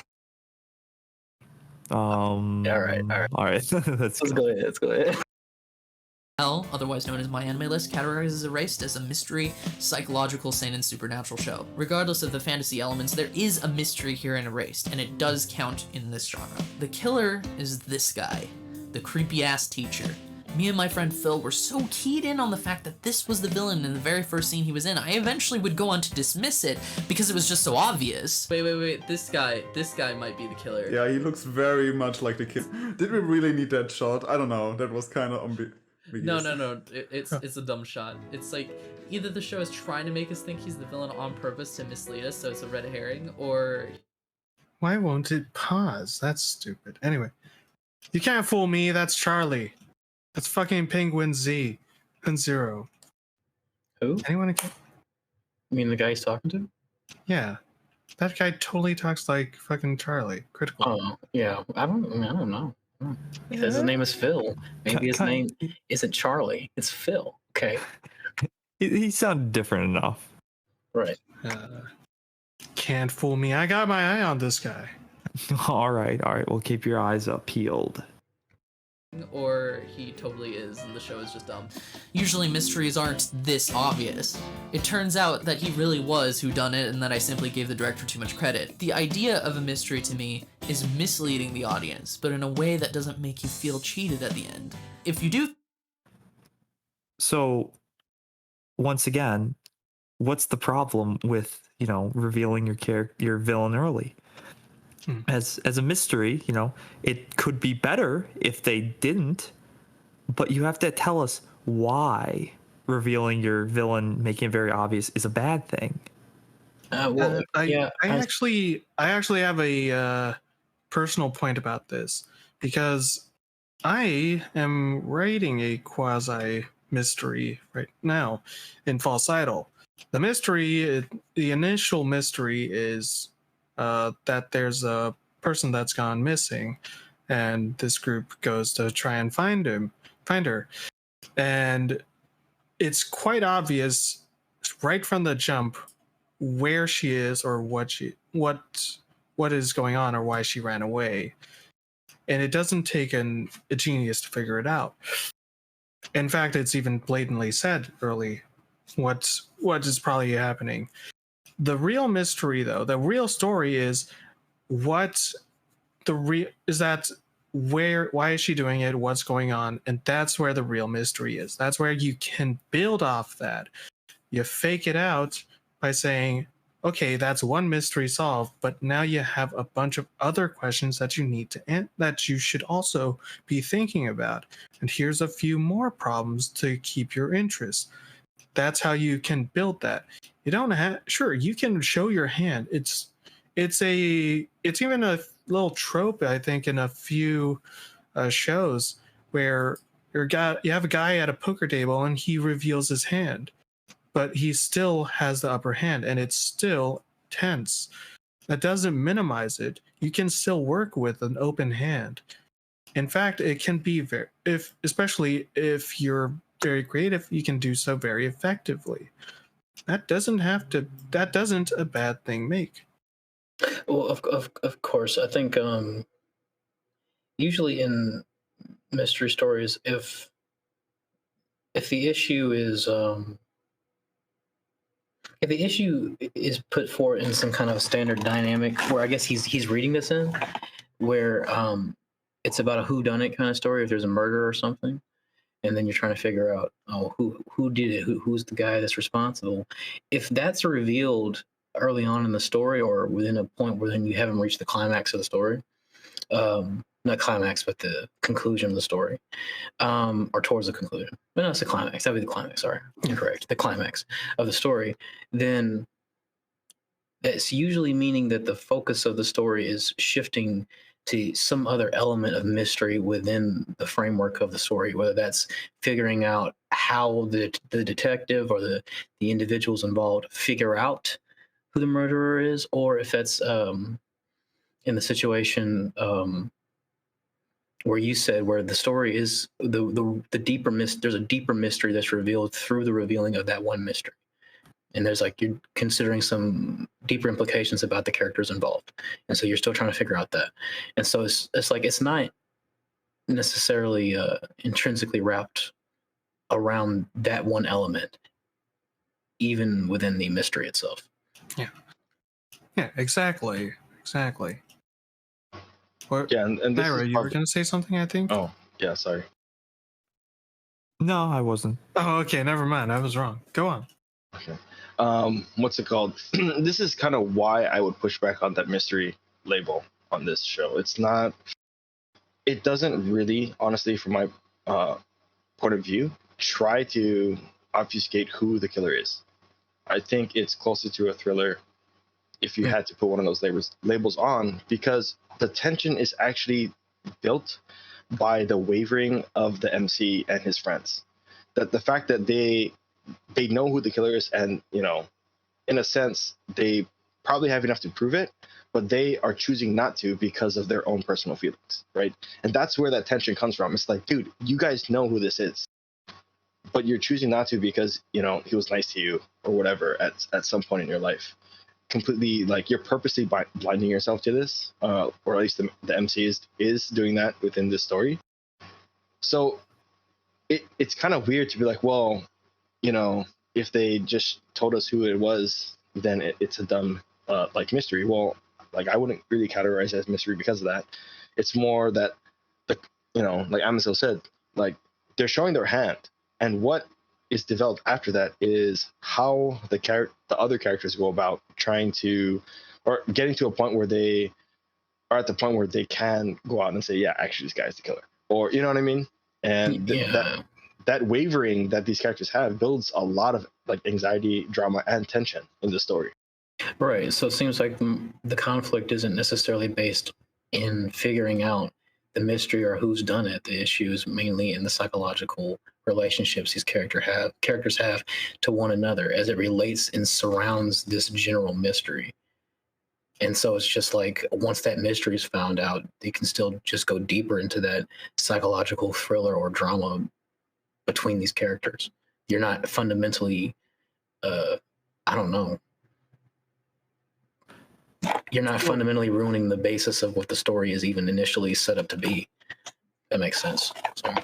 So just for context for everybody, in Erased, there's the two timelines running parallel, as Eero explained earlier.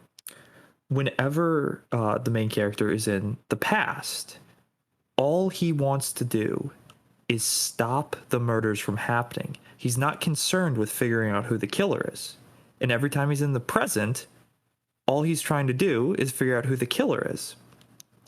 So when he's in the past, he's not really looking around or even trying to figure it out. There's very clear signs of who it is, and he really, should have figured out. But like, there's also evidence for him to go, well, this person can't be the killer, like was mentioned earlier. And so he, argues against that. But then when it's revealed who the killer is, it's the killer coming forward himself. It's not like Satoru put the pieces together. It's just, he's like, yeah, you're screwing up my plans. It's a reveal. And after that point, there's still a third of the story left. Like, it's not like this happens, at the very end of the story. There's still a third left to go. Yeah, that's a really good point. So the actual villain is not, so essentially the whodunit part is not the central part, and he's putting too much emphasis on it when, or thinking that it's a bigger reveal than it is. Yeah, he's thinking the mystery elements he's giving more priority than they might even have within the structure of the story, which is it's a fair point. You do feel cheated, that's how you get M. Night Shyamalan. Slap it out of left field. What? No. It has to be woven in subtly. There is no doubt in my mind that the director of Erased intended this to be a big reveal. This is the same guy who directed Sword. Are you sure about that? I guess. I mean, I don't know. I mean, maybe I don't. My criticism falls short in the way that I don't quite know all the details here. I guess I'll have to defer to you guys, but I can see him maybe saying something about the quality of how he goes about having this reveal.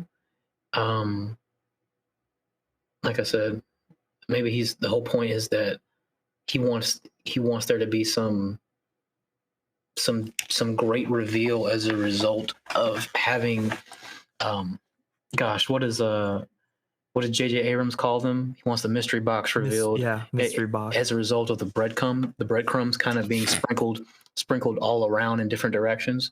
He wants people to be kind of misled in the general direction, but if you paid close attention, you should still be able to figure out who the person is when they come and bring themselves forward. But it's still nonetheless, for the average viewer, it should be something of great revelation.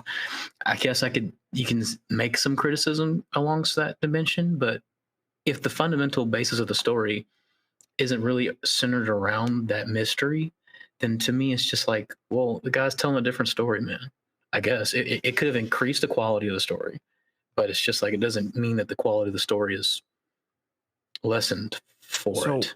It's funny. The point he's making right now it goes right back to, remember at the beginning when he said that the creators' opinions don't matter, complete that the author. Well, here he is going, I think the creator should have done something else. You know, the creator's intent was to make this a big reveal. I don't think that's the creator's intent. But, you know, it doesn't matter to him what the creator's actual intent is. He's going to ascribe whatever intent he wants it to be. Yeah, he believes that the creator wanted it to sprinkle his breadcrumb all over the place. I'm not letting you get away with that, okay? I'm not. What? I was biting my tongue the entire time. No. Well, I mean, that's what you use breadcrumbs to You get to said the breadcrumbs. Did I say breadcrumbs? I'm sorry. I meant to. Sorry, okay. audience. Our You podcast audience. definitely spiced up this podcast. I am not.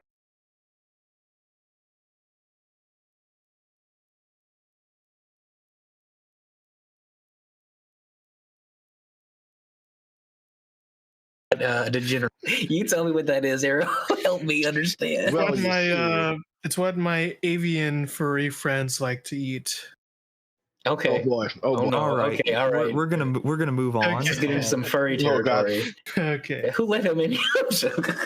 Look, I am necessary. You know how many fucking laughs you've had? None. Not a single fucking one. Get out of I'm here. inevitable. Is that what you're, Thanos? I am batting 2-0. All right, right now I am swinging for the fences. I need a spray bottle for this cat. Yeah. Hey, Apparently, we do need to get one. We'll invest might I in one. interest you in a bottle of Thought Beacon? I actually have a bottle right here. It's perfect.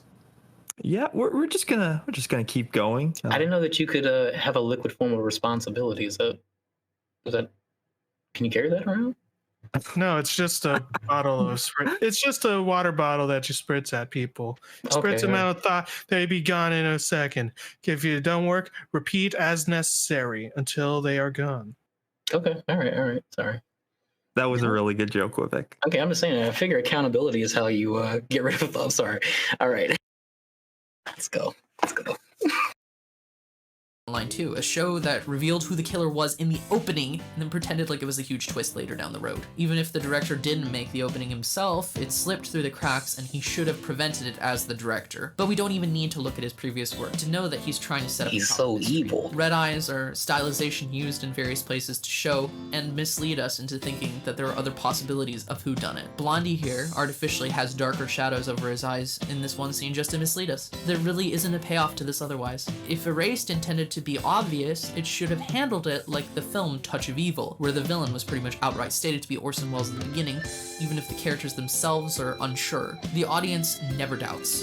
The interest flows through everything around the circumstances and not by the twist itself. In Erased, the directing and motifs are ludicrously condescending and over the top. If you know how to read directing in a typical film school told you so kind of way, then you'll know exactly what's going on by episode 2. At least if you give the writing like 0 credit. The killer teacher emerges from the shadows in the very first scene he's in. He wears a red tie, the very first male to be associated with red after seeing the red-eyed killer. The teacher is presented from then on with low angles or variations of such, a common symbol of power dominance. He also continues to be draped in shadows for several more episodes. This isn't smart to me, this is just obvious. Showing Maybe that was the intent. Yeah. Yeah, that power higher. I'm sorry. That qualification of being condescending, I don't see a basis for this, right? What they're doing in this show is they're leaning heavily into visual tropes or visual shorthand, whatever you want to call it, right? Low angles, red colors, shadows, all of these things are shorthands, right? They're visual shortcuts to elicit some type of description, feeling in the audience. I don't see what's wrong with leaning into that, right? Well, it seems to me that within the context, I guess maybe he's saying that he could have did a bit more, but it's just like, I don't see. Maybe he's saying he's done too much around the teacher. I guess the point is just like, if he's tried to sprinkle these tropes that he's talking about, or these directorial frames around these characters, like in order to signify this kind of who's done it. Like, I don't know, is it the teacher? Is it this other kid? Is it this person? Well, he's showing all this stuff here and there and every time. or sorry, around these characters, I guess, I mean, maybe he could have been a little bit less, what's the word? Blatant. Consistent. I guess you might say consistent with the teacher. I guess that's the point. He's saying that he's done it so frequently with the teacher, you can't help but think that it's just the teacher. But it's just like, But that's the express point of that type of shorthand, right? well, right. And so like to me, it seems obvious that the teacher's supposed to be a suspect, by what he's just said, but also by what he's just said. And you guys can correct me, but he's also doing this stuff for other characters as well. So if I remember correctly, the times it ends up happening with other characters, these types of framing, the use of red and things like that. Those are the times in which the MCs themselves were kind of wavering in their understanding of who it was. So in a sense, the intent is to make the audience kind of mirror the feelings of your characters, Right. Like in essence, right, he's correct in the first, second episode, whatever, 80%, 80-90%, okay, it's probably this guy, right? Framing, the way they introduce the character, whatever. And then later on, when you should be getting closer to the reveal and all that kind of stuff, then they start showing other characters in this framing, and you're like, oh, okay, was I wrong, right? And that's just there to add a little bit of obfuscation. I mean, I literally don't understand where those two remarks come from. One, condescending, and two, that this is, or the implied second point, which is like, this is bad. I don't see an argument for that. This is only this.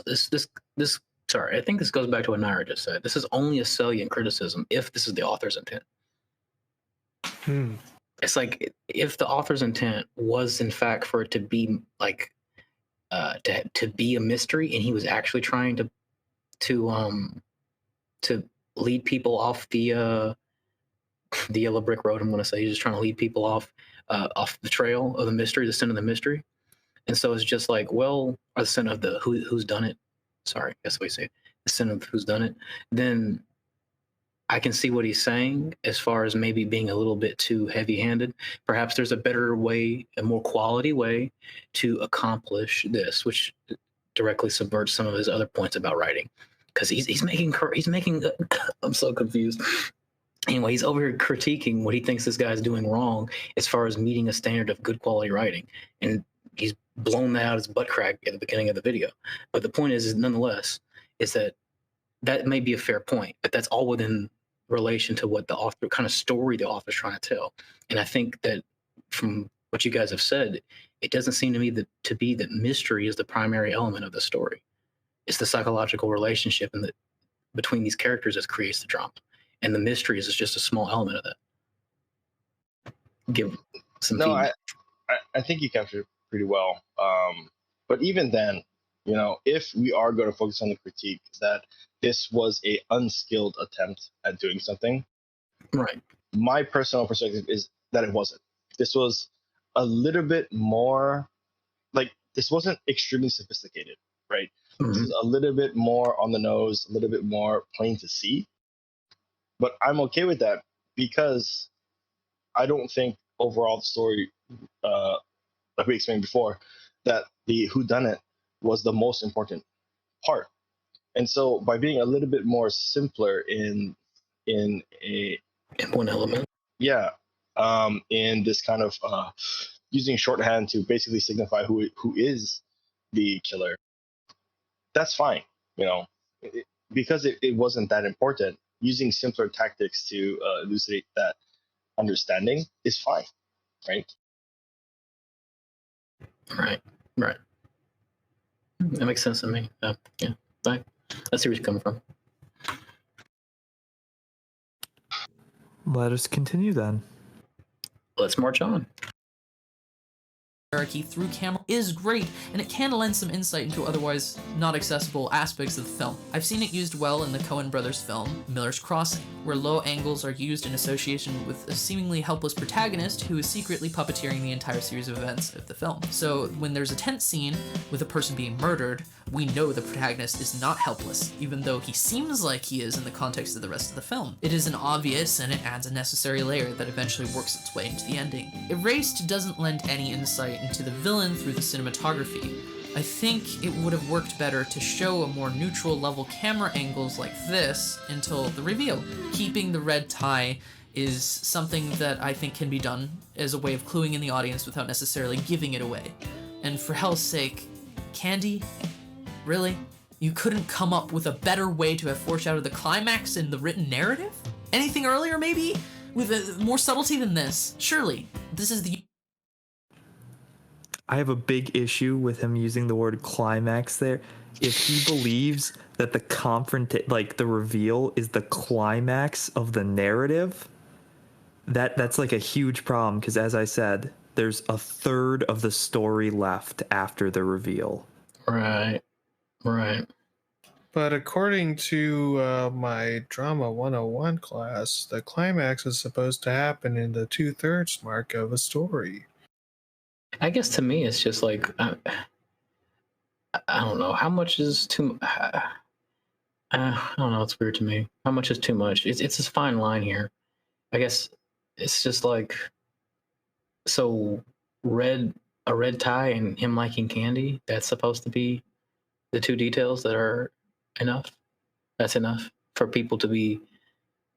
That's Probably obvious. included. I mean, What it's not- adult likes candy? Well, No, I'm just saying, I don't know if that's supposed to be enough detail to properly clue in people to the idea that this guy's the killer, is potentially the killer as well. When the whole the whole point of what he's saying is only effective if people get thrown off the scent. People also have to be able to go back into the story and see where they got thrown off on the scent. But if they had been a little bit more aware, then they wouldn't have been thrown off the scent. Yeah. So like, it's at least from what I understand. I could be wrong. Maybe And that's in the wrong. context of a story, like, obviously, no one in the reality of the world would throw suspicion on a guy because he's wearing a red tie and he likes candy and they're short, so they have to look up at him. Yeah, I think this is a completely pedantic point he's making here. Yeah, like I said, I can see that there's a frame where maybe his broader point has accuracy, but it doesn't seem to be at all jiving with the information around the story. That's weird. That's okay. Sorry. And maybe this is a little like hindsight 2020, where we're like, well, child abductors like to lure kids with fucking candy. Is that something that was widely known at this time, dude? We're looking back at this with a much more developed understanding of these types of criminals and behavior, right? No, that's a good point. And reminder, it is the 80s, yeah. Yeah, well, I mean, even like Satoru, the main character here, the reason his teacher gives for having the candy is not only pretty legitimate, but I think would dissuade any doubt. So he says that he uses suckers because he quit smoking a few years back, and this is the best way that he can, Yeah, so it's a kill trigger. those urges. Yeah. So, okay, yeah. And after he explains that, there's several times where Satoru sees him sneaking a lollipop.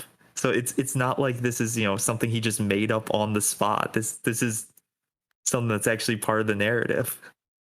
And in just a character development standpoint, it's probably one of those things where it's an organic, I guess, thing to use to entice children, right? It's something that the character probably is already using in truth, right, for his habit, but he also can use that in a different way. Right. That's oh my goodness. That's a great reason to have a character use can. I don't, man. This is weird criticism, I gotta say. You're right. It seems like I see what Arrow is saying. It's like that's hindsight 2020.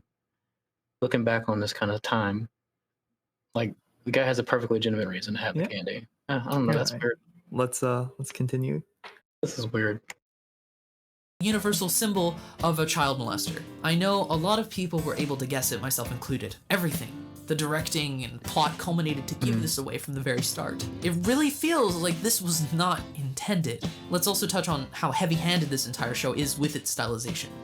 Not only do we have this confusing celluloid symbolism being used that's on hindsight Fullmetal Alchemist 2020. Brotherhood to represent events and memories that happened to the protagonist linearly in the past, but we also don't get it consistently. There are some truly cringeworthy directional decisions here. Guys, did you know red can be anger and blood? Did you know crows are a symbol of death? Did you know the apple means fruit of sin? Did you know? The Apple one, I just want to point out. So the scene it's in is, the main character's in a hospital bed and his teacher's cutting him an apple. So that's like a standard thing in Japan, Yeah. I think, because I've Yeah. seen it all over anime where someone's in the hospital and someone else is like preparing them an apple. I mean, Naruto does it. Sakura fucking cuts up an apple for him.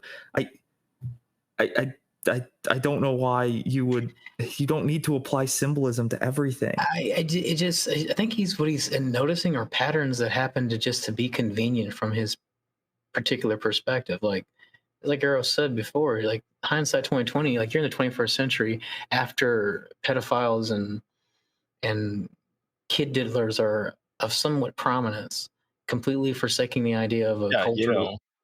like sex offender registry wasn't a thing until I think the 90s. So it's just like completely forsaking the idea that there might have been a time in a particular culture here, especially in Japan, where cultural trust or just general trust is very high. And people didn't think that other people would do those kinds of things. And so it's just like outside. And then he goes and applies the apple of sin, which is, I would say, broadly a Western trope.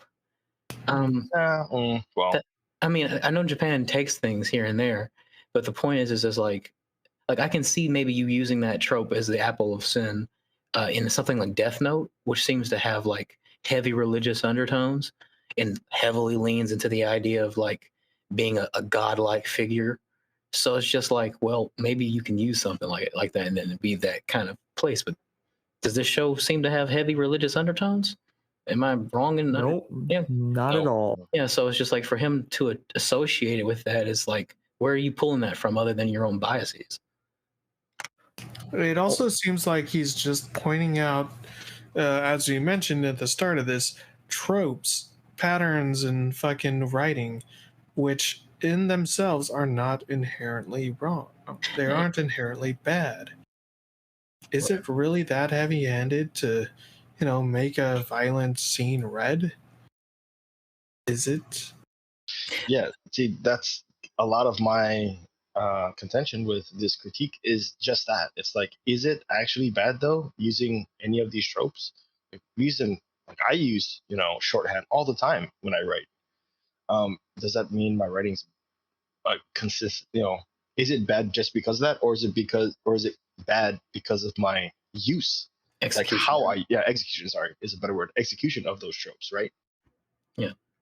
And I think it would come down to how you use them, which is, I mean, just to be off on a side example for a moment, it's why shows like My Hero Academia they shine so much, because they take shonen tropes and they execute with them very well. So it's just like, it's all about execution.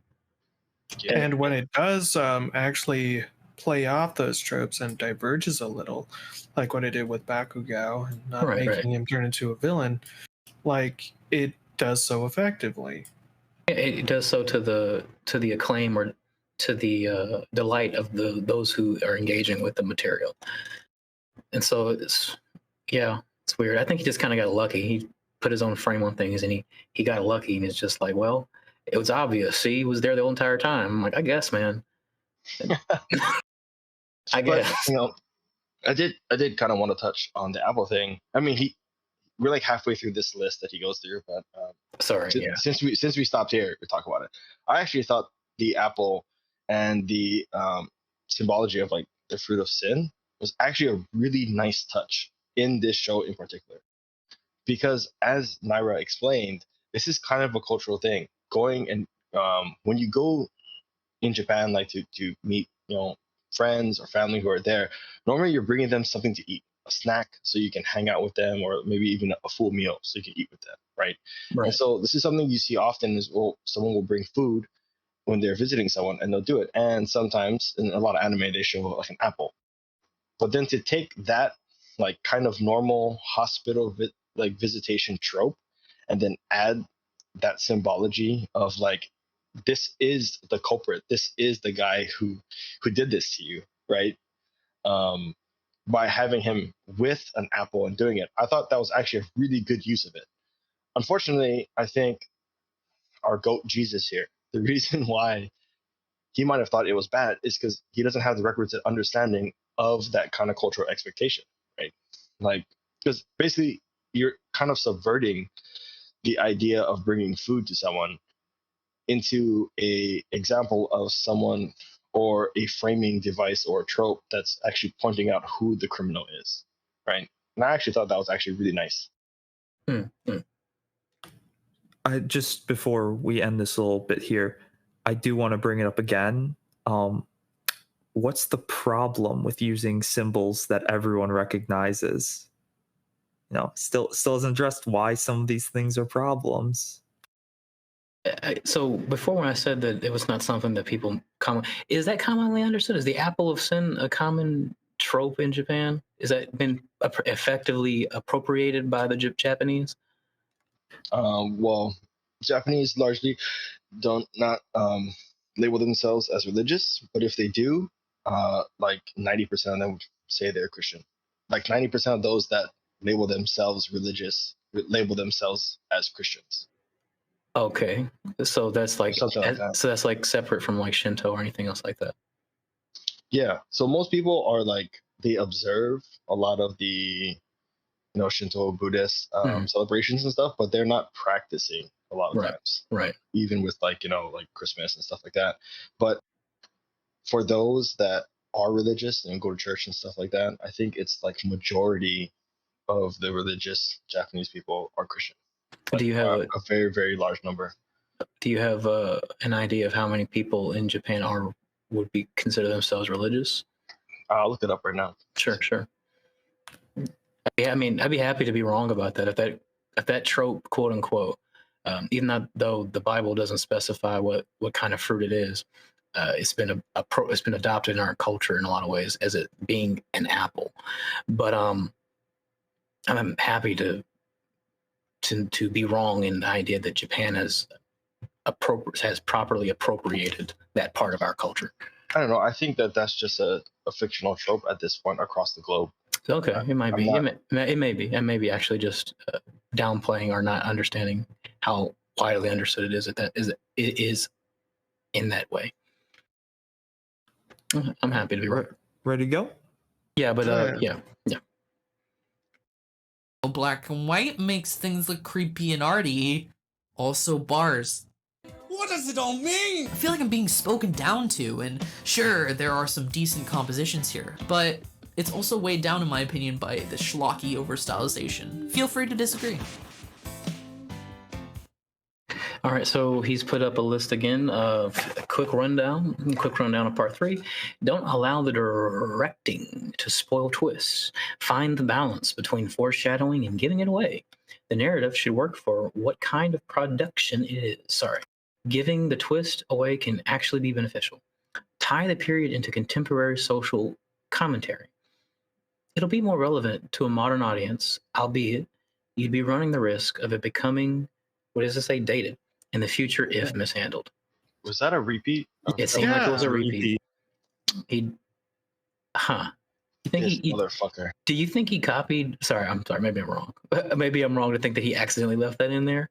But or he just forgot to actually bring that up last time. No, he brought it up. He brought it up, but it's I don't know. Maybe he's spinning his own wheels too. Maybe. I just wouldn't be surprised if he actually just copied the slide, and then he just forgot to delete the last bullet. Maybe I'm wrong. Sorry, maybe I'm wrong to assume something like that.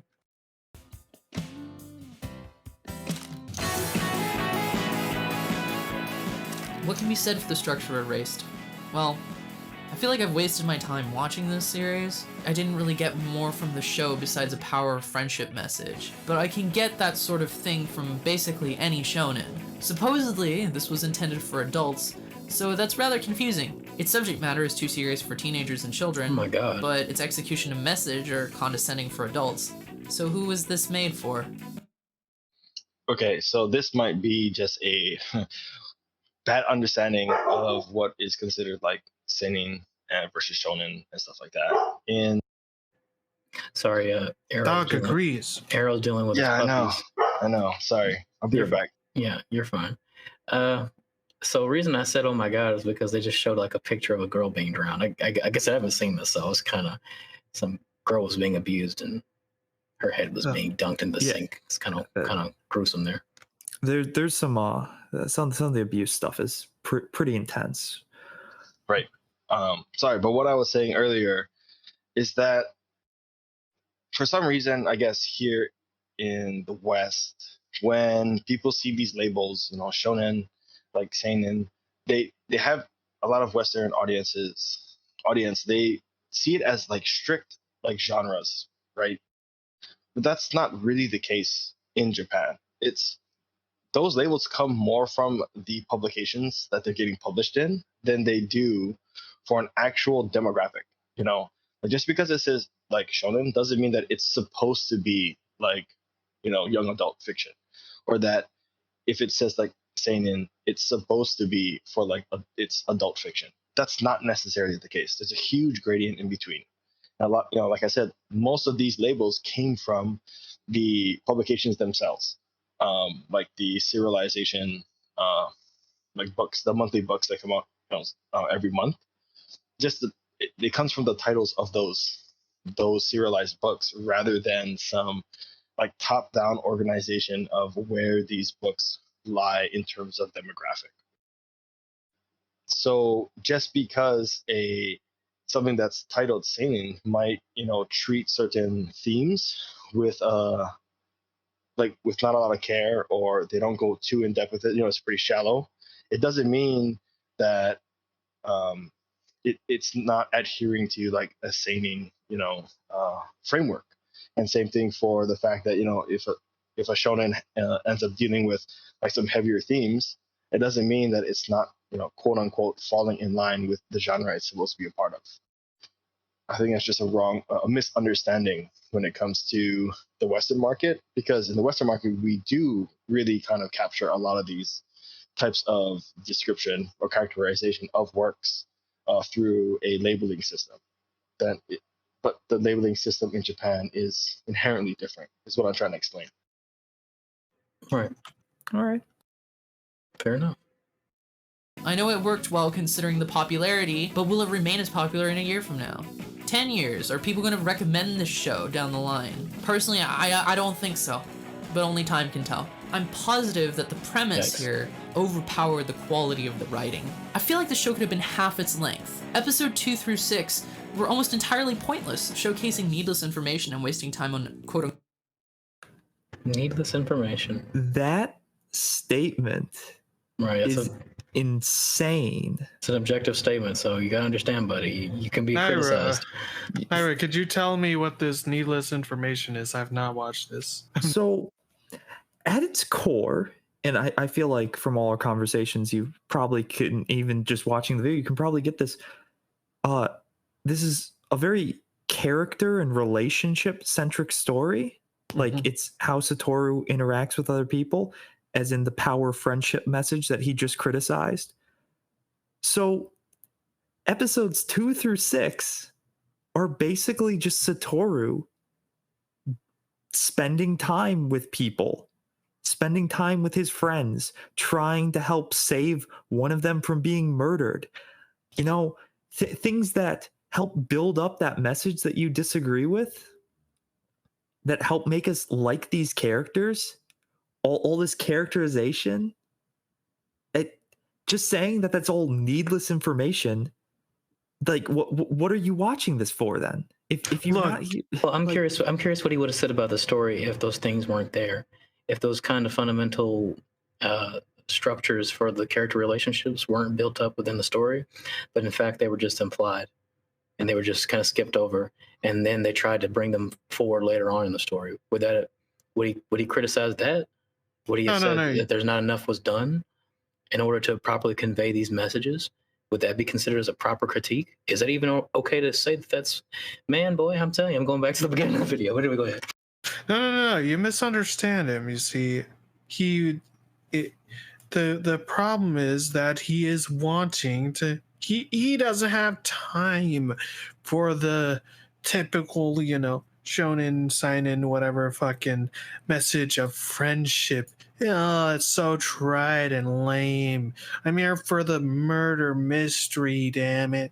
I want to know what's going on. Who's the murderer? That's why he's focusing so much on that stuff. Because he doesn't care about that's why he doesn't care what the artist actually is trying to say here and what the actual point of the story is, because he wants what he wants out of the story, and he's clearly not getting it.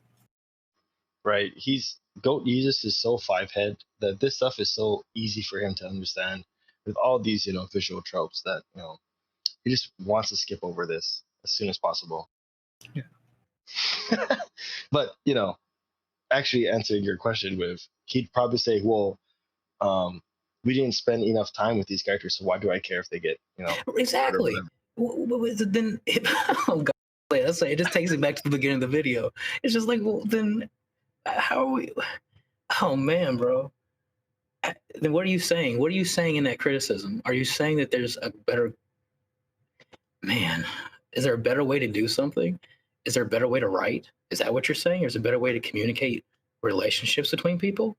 If that was his criticism, it's like, man, bro, like you can't try to subvert that stuff with the kind of preface that he gave at the beginning. You fundamentally end up undoing yourself when you try to go forward in the video doing stuff like this. You've already made everything you've said of none effect.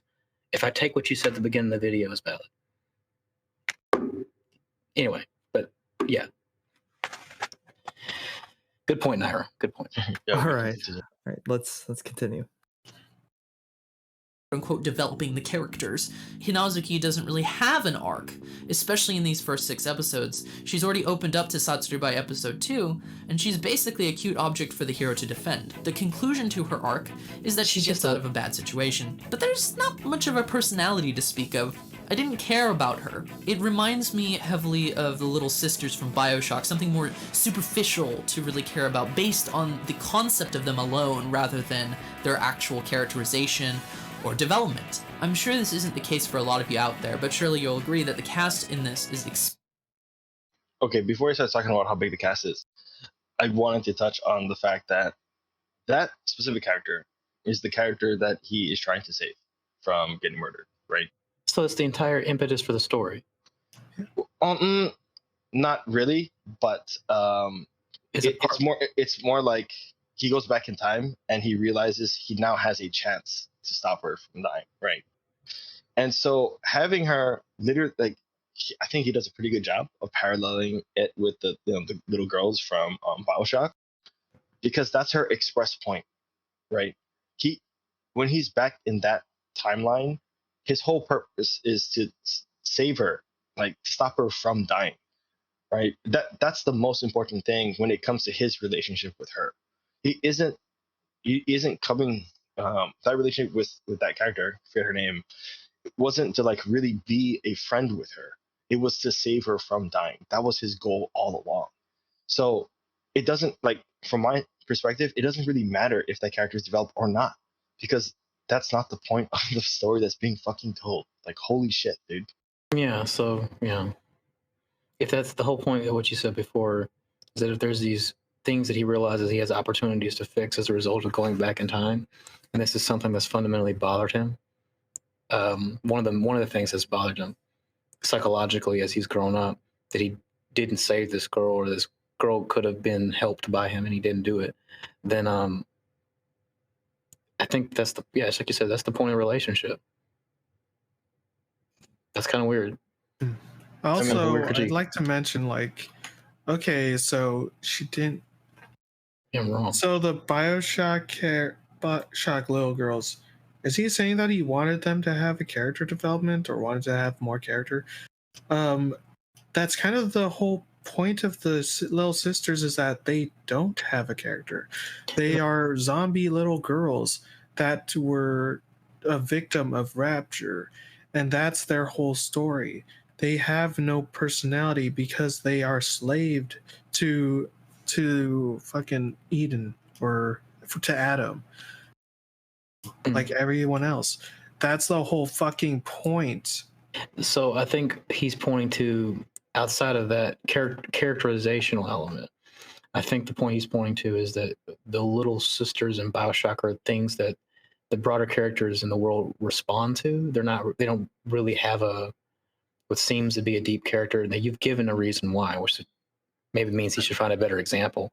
But Well, the I point think is he's, I thought he was more going for, because there's no characterization or there's no like arc or purpose to these characters as characters, then we don't have much care for them because of that. And we would care more for them if they did have those okay, characterizations. no, you're right. I'm off. I do think that's the case, but Yeah, you're right. the fact is I wouldn't I wouldn't agree with that 100%. Right? Yeah, The reason that's why what I'm saying. the little sisters matter to us and matter to us a lot is because of the moral choice that we are making, right? Regardless of the the little sisters, their own story arc. There's an arc happening with our character, with our own headcanon, and that's why they're important. You know what I mean? Yeah, exactly. And I think the same could be expressed through the anime. It's not so much about the girl, it's more about the guy trying to save the girl. It's just exactly what Naira was saying, Yeah. right? Well, shall we? So no, he was. Yeah, sorry. Did you say yeah? Yeah. Oh, yeah, okay. All right. Okay. That's like you're just gonna ignore him. Yep. You gotta ignore him. All right. Let's keep Oh going. yeah. Let's go ahead. Top four. Expansive. Having a large number of characters for a 12-episode show is kind of ambitious, and almost none of these guys get development. You can cut this one and this one and this one, and the story would be almost no different. The only thing it placates to is that power of friendship thing, and potentially to add more candidates to the mystery. Cut it. Yes, cutting out background characters can change a story. I'm sorry, cannot. Fuck. Cutting out background characters might not change a story. That's true. That's why they're background characters. Well, to me, if there's something if the main character learns something as a result of interacting with those characters, then no, you can't take them out of the story. On top of that, sorry, is it? I'm asking, is that the case? Does sorry, his name's Satoru. Does Satoru learn something, or is there some aspect of his character that's somewhat expanded as a result of interacting with these background characters that aren't given a large amount of characterization?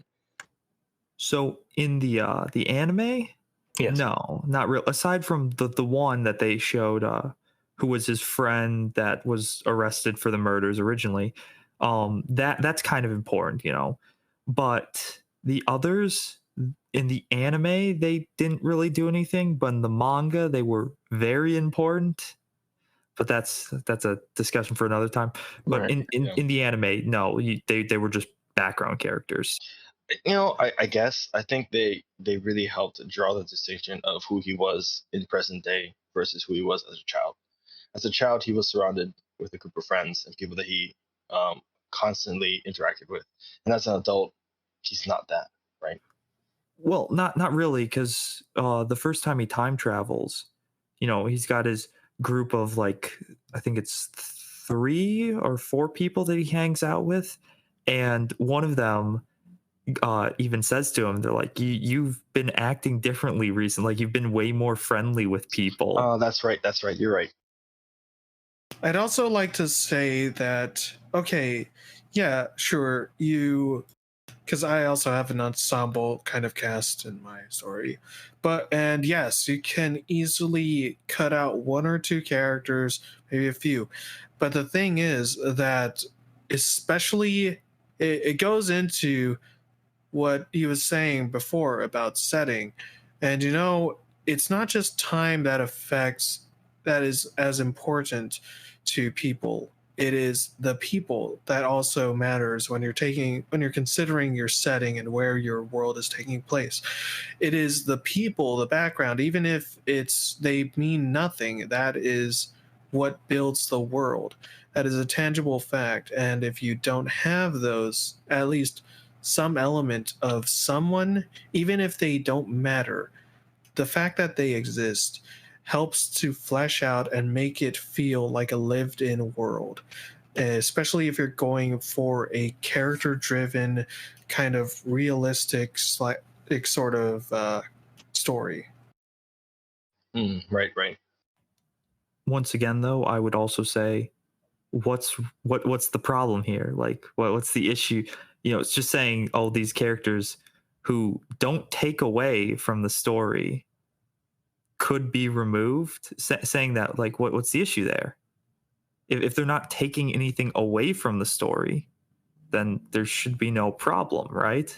I'm guessing he's saying that there's too many things to have to focus on. The story should be its essential elements. That it shouldn't try to necessarily. It shouldn't have characters like that if it's not going to use them. Maybe we can back up. Can we back up a little bit so I can? Maybe I'm trying to see what he's saying. Yeah. Yeah, you got that. Official to really care about based on the concept of them alone rather than their actual characterization or development. I'm sure this isn't the case for a lot of you out there, but surely you'll agree that the cast in this is expansive.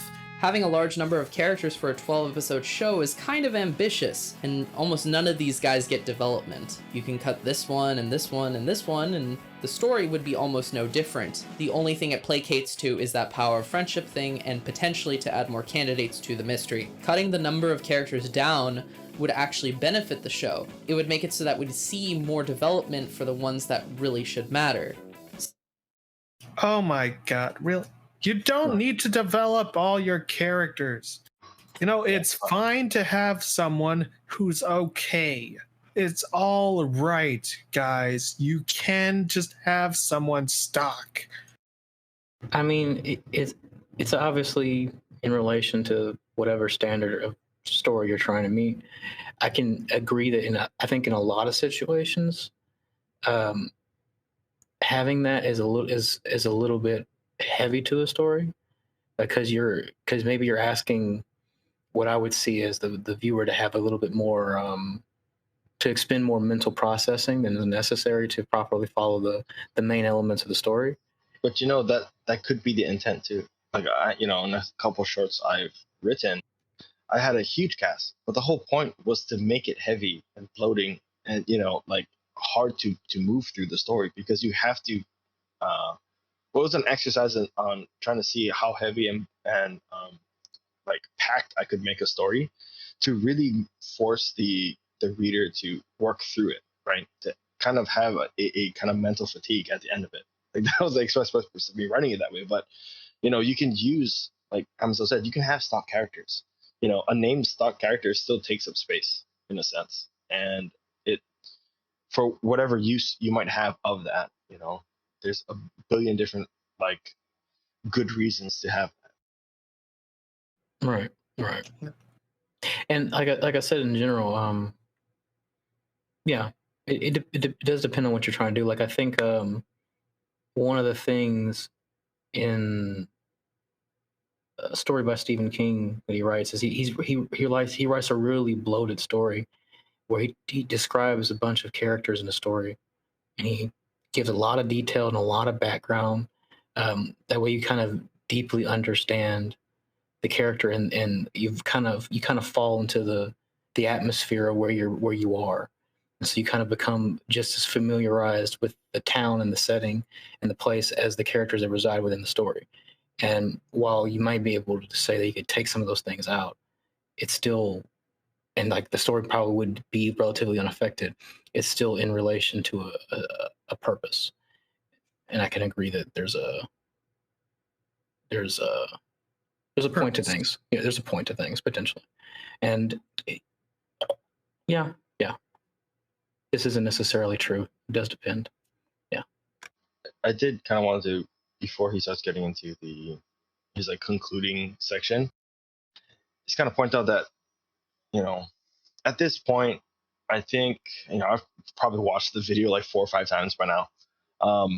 But there's this feeling I get from the types of critiques he's making is that he's really focused on efficiency, one, and two, information in the story.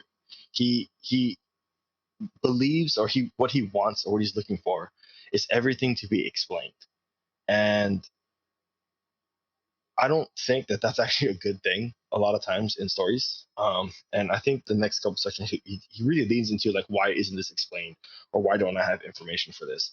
And I don't really see that as a major critique to make of any story, really.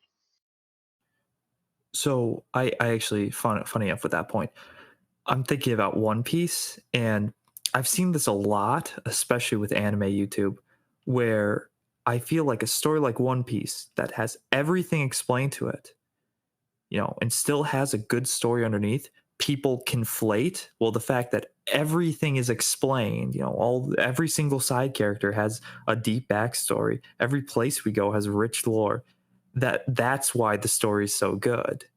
That's not even true though. Yeah, but I have this feeling that that's because I mean, even look at like a show like Naruto, which people think is super. I literally heard who was it? Some big YouTuber talking about how Naruto's tuning exams is great because every character that's in it has a backstory that's drawn out. And I don't think that that's, necessarily a true statement. Just because you have explanation doesn't equal good.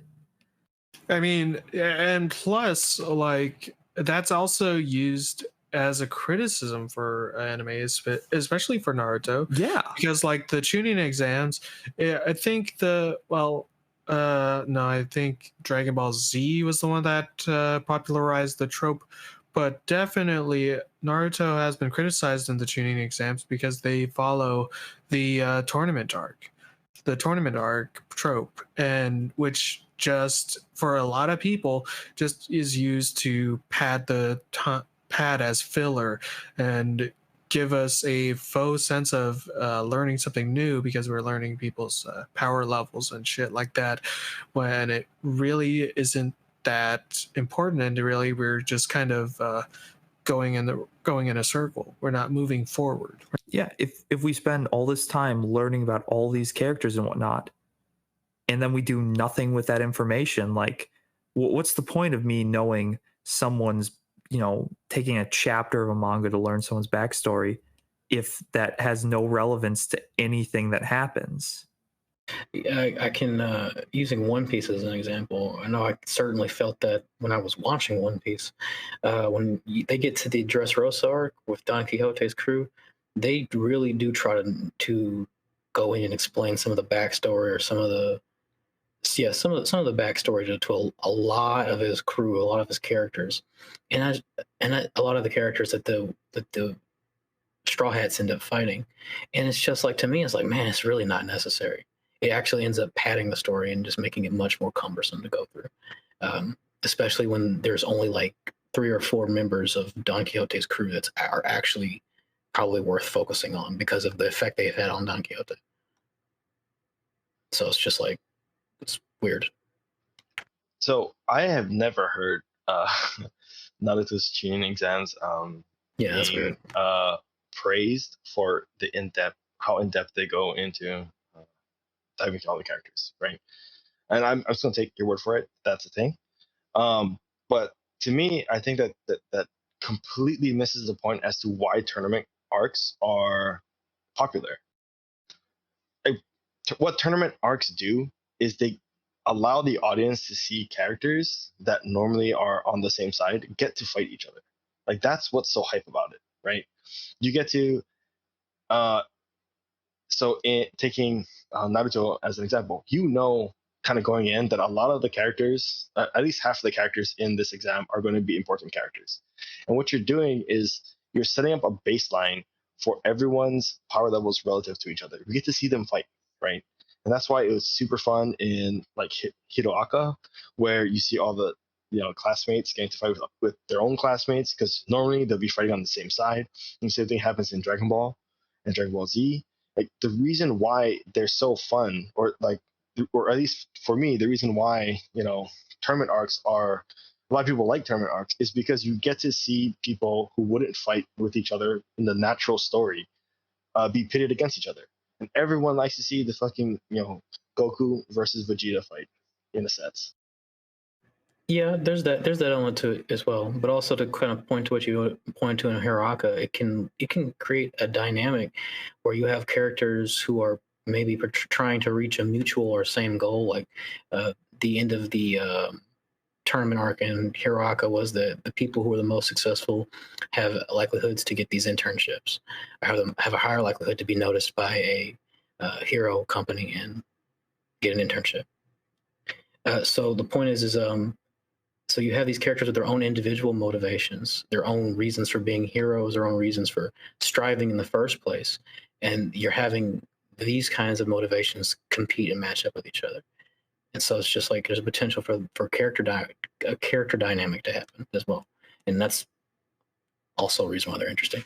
It's not inherently per se because of you have all the backstory of every character in the interaction. It's kind of weird. Yeah, but every character in the exam. Like I don't really need to know about the Sound Ninja and their motivations. It's kind of weird. Hey, I like the big guy with the gauntlet. He looked cool. Like there's one Sound Ninja I need to know about, but I don't need to know about all the other Sound Ninjas. I think that makes sense. There's Zaku. He was the one with the ears, or the. I just meant Orochimaru. Orochimaru's the only one. The fact that you know that Amazil is surprising to me. Yeah, it is. You know him by name. Right. I remembered him because he was the only one who had that weird ear metal plates. Like it was like a metal mutton chops, and I'd never seen that before. I'm like, that's cool. That's weird. And I also liked, I think his name was Ani or Gani, something with a G. The big, bulky guy who beat Choji. But he was cool. Why do you? I don't remember those. I love Naruto. Because the one time where I wasn't when I was a kid, and I actually fucking read Shonen Jump. All right. So, and that was during the tuning exams. So I thought, wow, this is really cool. Okay.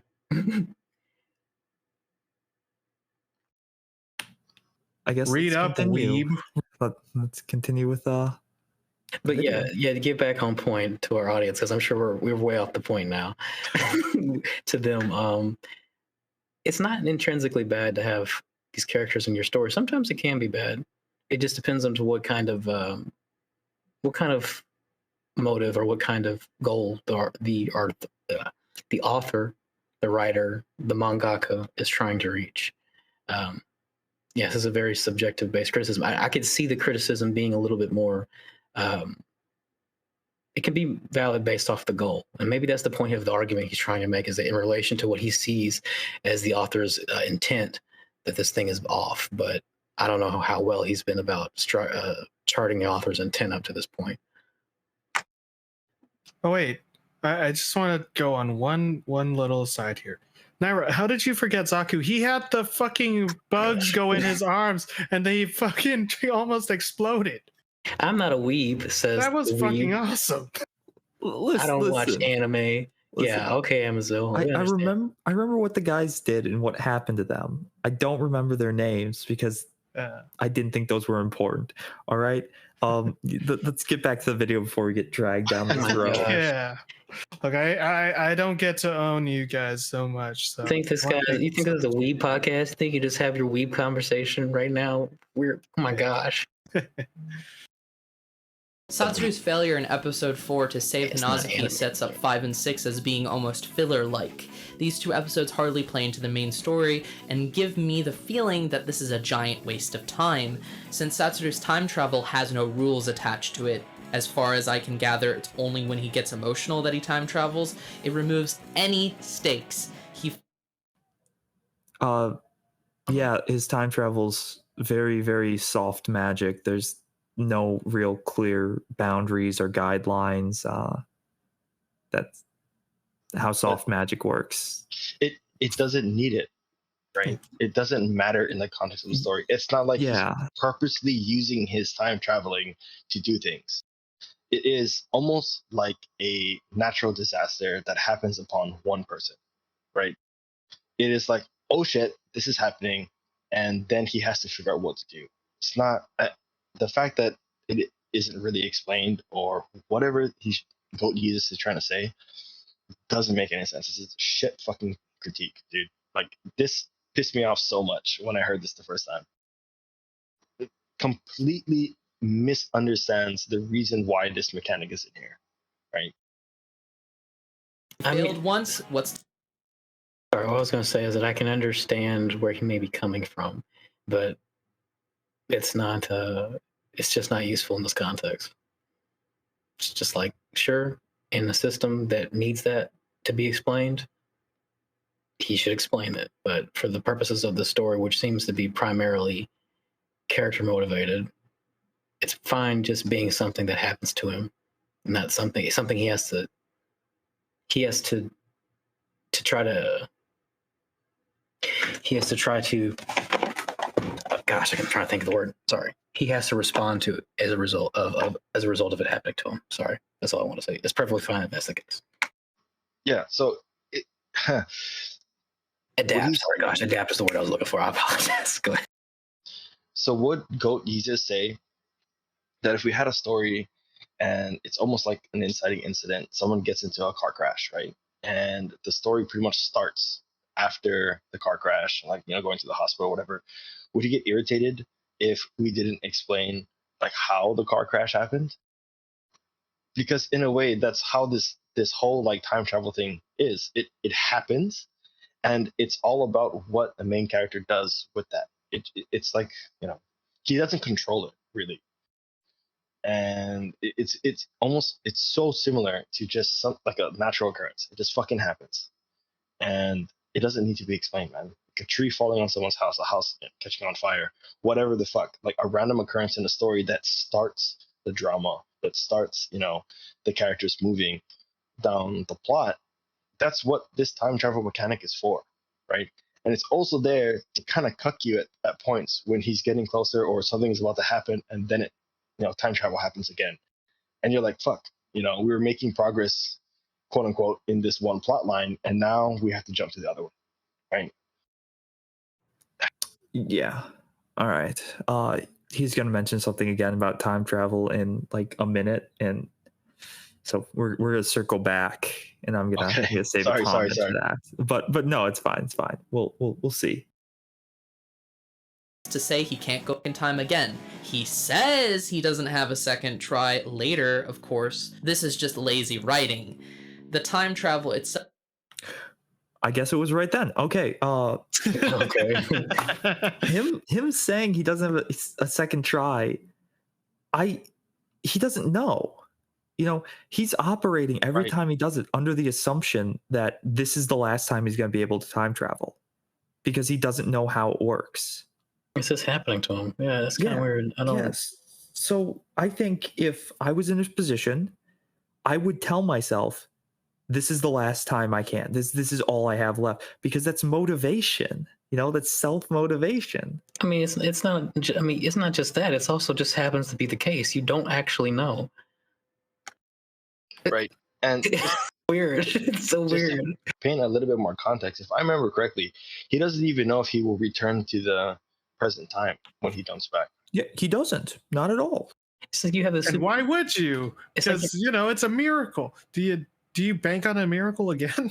Right, you don't bank on a miracle happening. That's what I was about to say. You don't bank on some wild supernatural occurrence being consistent in your life. You have no clue when it's going to happen or when it's not going to happen. So you got to just do what you can in the moment. That's weird. That's a weird one.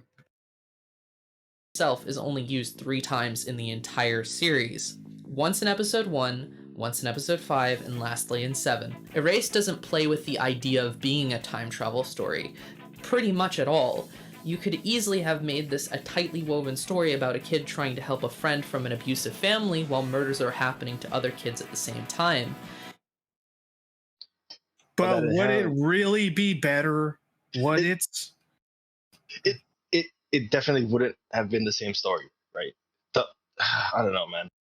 So I don't like my favorite author is Philip K. Dick, right? And this is a guy who adds like these weird supernatural elements into his stories, and then really doesn't explain any of them most of the time. And most of these supernatural things that happen are there to complicate the story or to just move the characters in a direction, right? And they have to just deal with it, the consequences of what's happening. And that's basically what like this show is. That's what Erased is in a sense. I think this is the closest to a Philip K. Dick story that I've ever like watched in anime. I think this is even closer than like Psycho Pass or some shit like that. Because the feel is correct. You have characters who have to deal with supernatural consequences. And stripping away that supernatural ness to it really kind of it would remove too much nuance or this feeling where it's the main character is spurred on with this feeling that he doesn't know if one he's going to get back to his present timeline or if a random time skip is going to happen again for him, right? This is a looming threat at all times, no matter which timeline he's in. So I don't know. I think that's a really interesting complication to have within a story about child murders, right? And to just say this sans that supernatural stuff, I don't know. It's not the same story. It wouldn't have the same feel at all. Exactly. What he's describing, it goes back to what we were saying before. He's looking for another story. He doesn't care about what the writer's story is. He wants his own story. He wants it to be this way, and that's not fair. More than not fair, it's just not useful for anything. I mean, yeah. It just if that's the case, then I guess I don't know. Hard to say that you should just go watch a different story. But it's more that he's looking for a different story. Yeah, I guess so. Yeah, it's just right. It's something about that, right? Just not taking the general premise that the author sets up to you and then deciding, well, if I'm going to engage with this, then I should probably try to engage with this under the auspices of what it is, what it's presenting itself as. But I guess. All right, let's continue. 6-episode OVA, and you have yourself a clean structure.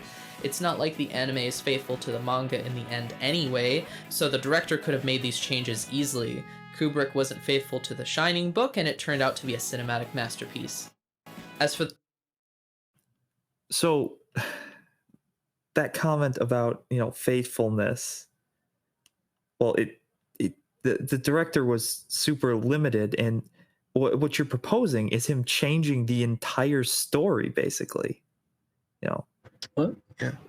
His, saying you should remove the time travel stuff in general. I don't know if that's... Sorry, maybe I misheard him, but I thought he was just saying that... Oh, no, you're right. Sorry. Well, he's also talking about the ending of the series. Yeah, but he was using that example of how it was changed, which, the reason why it was changed was for the length of the anime. They only got 12 episodes. Yeah. So why don't you just go ahead and change something else as well? I honestly think I really fucking hate the manga versus anime or light novel versus anime argument, because if I'm critiquing a fucking anime, I'm not talking about the fucking manga, dude. I'm talking about this medium and this version of this story, and I really don't give a fuck if it isn't faithful to the manga or whatever the source material is. I want this version in the media I am critiquing to work, to be the best version of that work in this medium it can be. And I think, I don't know if you guys have watched and read like Mob Psycho 100, but I think the anime version is way better. And they take a lot of liberties from the source material. They literally take Mob Psycho, which is a comic, right? And they move around characters, they delete characters, they like fuse certain characters, and they rearrange the plot in a way that is way more satisfying in a visual, like a film media or medium than it is in a comic medium. And I think the comic is good, but watching that anime and seeing how much they changed to make it work as an anime, I had to applaud after I watched both seasons of that. It was just so good. And so that's why I don't really care about this source material versus anime like argument, because whatever the source material it came from, it really shouldn't matter if what we're critiquing is the anime, you know? So he's not really bringing up for the sake of the critique. What he's saying is that it would be better if the guy who made the anime would have just changed more, because he already changed part of it. But like, but specifically change it in the way I want it to, Yeah, specifically. And there's a point where, you change something so much that you can't really call it an adaptation anymore. I agree. Like, exactly the point I was about to make. Go ahead though. It's just a super strange criticism. Why didn't they change it more? Well, for people who were looking for, like, maybe they watched it, right, and they were like, oh, I want to read the manga now, and now they read the manga and they're like, what, this is a completely different story. It's just not how adaptations typically go, like you can't expect them to change a story entirely. So why isn't this like a fan fiction? What the hell? Yeah, I suppose so. I mean, perhaps being charitable to this point, let's say he wants just a more in-depth explanation of the magic system or of time travel. I guess I'm trying to, just with that one point alone, and I guess maybe taking away some other characters he feels like pass the story. I guess it's just like I'm trying to see how that's how that would drastically, I guess it would drastically create a problem. I don't know enough about the story. I just think it's funny that he's arguing, oh, we should change a whole bunch because, they already changed the ending, when that isn't the only thing they changed. I read the whole manga. About 2/3 of the manga is missing. So, yeah, it's not the only thing they've already changed. So they've already changed a lot. So well then that's the point there. If they've already changed so much, then I think that you should be pretty careful about changing anymore. Yeah, that seems pretty fair to me. All right. I do want to point out to everyone, we're about to get like a whole bunch of rapid fire criticism. Oh boy. And so I don't want to spend a ton of time on each of them, but some of them are pretty wacky. We're getting into the rapid fire round. Yeah. Yeah, definitely. For the believability, this ties into the directing once more. The absurdity of the way the abusive mother is presented is simply a caricature of real abusive parents. I have a hard time not finding this mother character to be offensive, especially in combination with her motive in abusing Hinazuki, since that's the only realistic part of the entire thing. She's got red eyes, she's so evil, ooh. This is of course not mentioning the small... Wait, is our abusive... What's the point here? I just think it is such a weird thing to come out across against a character that one is kind of played up to be a little bit of a caricature, but also be like, like this portrayal of an abusive character is what's called disrespectful or some shit. Does he? What the fuck are you talking about, dude?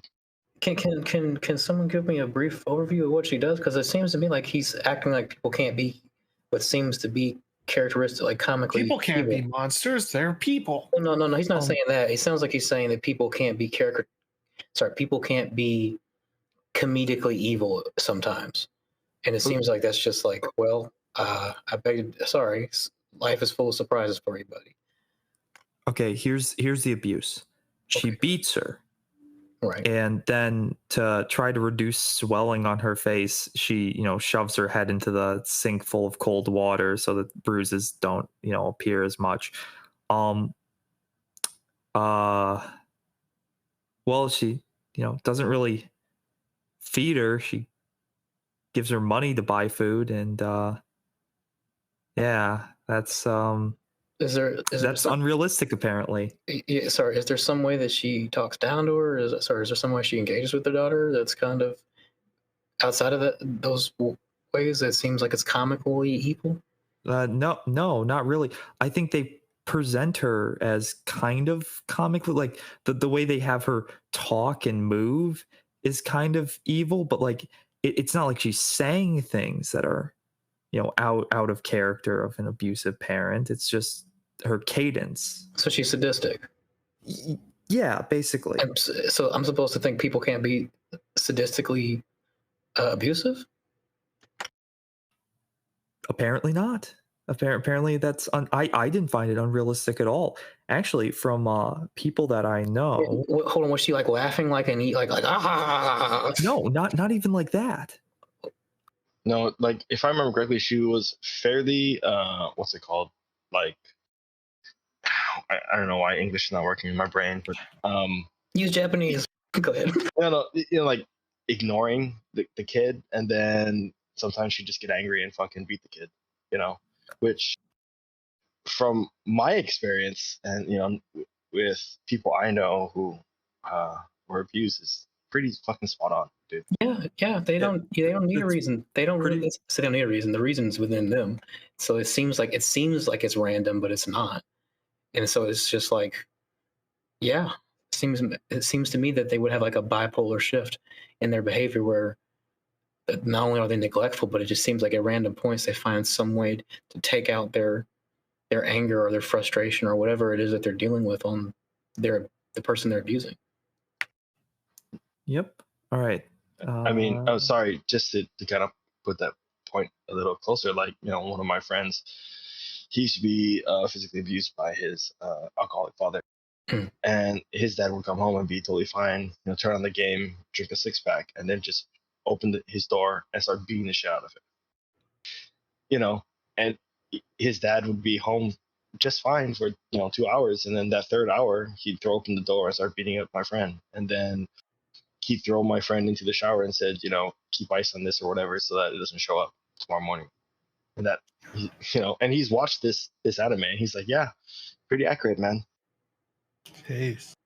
Okay, yeah. It's pretty on point for like I don't think I think that just because of the camera angles and whatnot, it seems like she's characteristic, like a caricature, but in reality nothing she does is cartoonish or unrealistic. Yeah, people can be sadistic and they don't. It's kind of weird. Yeah. Weird criticism, dude. Things, nitpicks if you will. Why didn't Satoru think to try to record the evidence of the abuse? Why didn't he take pictures? Oh Okay. wow! Hold on, because they don't have cell phones in the 1980s. That's part of part of being in the 80s. Oh my god! It's not a character piece. I'm sorry. It's what do you call it? A character piece that doesn't do enough to establish the setting. So a period piece. Sorry. I apologize. A period piece that doesn't do enough to establish the setting while understanding what period it's in enough to not give the character things that he wouldn't have. That's amazing. This guy's amazing. This guy is amazing to me. That is hard artistic. Whoa, bro. Wow. What was so it? That good. diegesis? Diogenes? Yeah, What? that was a diegesis. Diegesis, right? Okay, let's go to the next one. Video, why didn't he slip out of his seatbelt when the car was in the water? Well, I don't know if ERO remembers this, but like his teacher buckled him into the seat and had messed with it so the seatbelt wouldn't come loose, right? You couldn't take it off. He like locked. Yeah. He did something. He tampered with it. That was the whole point. Yeah. So the seatbelt could not stretch out any more than that. Like, have you guys ever been in a seatbelt where it's locked up because it's stretched too far? Yeah. Usually Yeah. there's some kind of lock in place function with the straps. Yeah. You try and wriggle your way out of that and tell me how well that works out for you. Yeah, you have to wait till the mechanisms kind of release them. And I think I mean, that mechanisms shit's made there so that you can survive a car crash. I Right. mean, you're not going to have the force of a car crash. saying if the mechanisms don't release, or if they've been tampered with, then I don't see how you can expect a kid to just get out of that. Not to mention, he's panicking in this moment. Right, shit's happening really quickly, and he's freaking out. This next one here is even better. Why is there a chest-high gate on top of a roof? Why does that gate have a suicide door? Why? Can anyone tell me why there might be a gate on top of a tall building? In Japan? Oh, You know, it's almost like people have to scale the building to clean windows. Like, window washers are a thing, right? Or are they just not a thing in Japan? Dude, this is such a dumb fucking take. Holy shit, you know. Like this is definite, 10 head touch the universe shit, dude. What the fuck? Oh, don't worry. They keep getting better. Why did Pizza Girl open a door with smoke coming out from underneath? Why wouldn't she jump out the window? Why is she just standing there? Why? Okay. Serious? Wait, hold on. What? Is he serious? The people. Okay. All right. Go ahead. Well, what if perhaps your microwave? Well, okay, no, 1988. So okay, fair enough. All right, you got me there. But also, if you're in a burning building, kids, take note of this. If your house is on fire and there is fire outside your door, do not open the window. Do not, under any circumstance, open the window, because you are going to cause an updraft and it will blow up. Unless you have good windows. Well, opening the door, I can actually understand. If you see like smoke and you don't hear your smoke detector going off, I think it's safe to assume that you can probably open up your door. Yeah, and deal with it. Yeah, you'd want to know where's the fire, what's going on. Well, outside of that, it's just like it's actually one of the things that you're taught in fire safety is to not panic when you see smoke. It's to not panic and to hit the ground. They have to constantly repeat that point because it's just so natural for when people see something going wrong to just kind of move. Like your instincts can kind of take over in a way that was like if you just saw things smoking underneath your door, you're like, what's going on? And you just might hurry up and like rip the door open because you think there's something going on downstairs that needs to be like you need to hurry up and get to. It's kind of easy to misplace a step in the interaction. I don't know if the character is panicked. I can very much so understand that being the case. Was she not panicked or something? Is that the case that he's making? So she was like, she sees the smoke, she opens the door, and I feel like you open a door and you see flames and you get a face full of smoke. I think it's gonna make you start panicking. I would assume. She wasn't panicked before that, but I think that would make her panic. Also, jump out a second-story window. Right. Do it. Yeah, buddy. No balls. For some reason, I can see people thinking maybe I shouldn't jump out a second-story window. Yeah. I mean, sure, if there's a way down, or sure if you've got some kind of fire escape. Sure, I might survive, but yeah, but you need more details before you just tell someone to jump out of a second-story window. That's just not like a universal piece of advice. The next, Unless, of course, you know how to take the jump. Some people know how to take that jump, but Yeah. most people. Oh, also, someone messed up with this translation. I just noticed this chocolate bar, the text is skewed. You're Yes. right. I was actually gonna say the next criticism is about the chocolate bar, which we already covered. So just I beat him to it. that. Yeah. Good job, Alex. Good job. He's going to point out the the slanted text. The perspective is not correct. I agree. Why would a wife divorce a husband over a chocolate bar? Why did Satoru set this plan on top of the hospital roof? Why didn't Because that was where he wanted to set it up. I mean, Yeah, what the fuck? like, you can't say why did someone do something and then not propose alternatives that they could do. Like that's Or It's- even point out the reason why that's bad, right? yeah, like that's just stupid. Come on, give us a criticism. So what about the chocolate bar though? We went over that earlier, like the whole divorce criminal Japan criminal culture thing. Right.